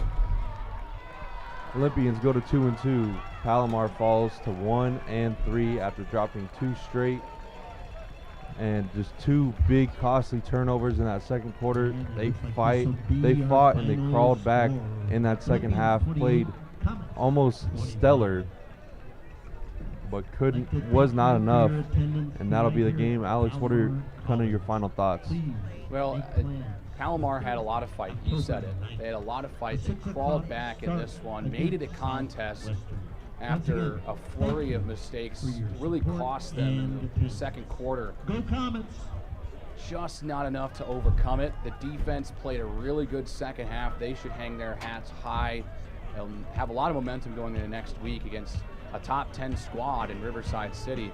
It's going to be a tough ask. It'll be their 4th ranked game in 5 games this year. Palomar's not getting a break on the schedule. They're going to have to try and find a way to win against one of these ranked teams. It's just been tough sledding early. So Palomar cannot complete the comeback in this game. They fall to 1-3. This has been Trevor Tanner and Alex Roberts here. Everybody have a good night. Thank you so much for watching.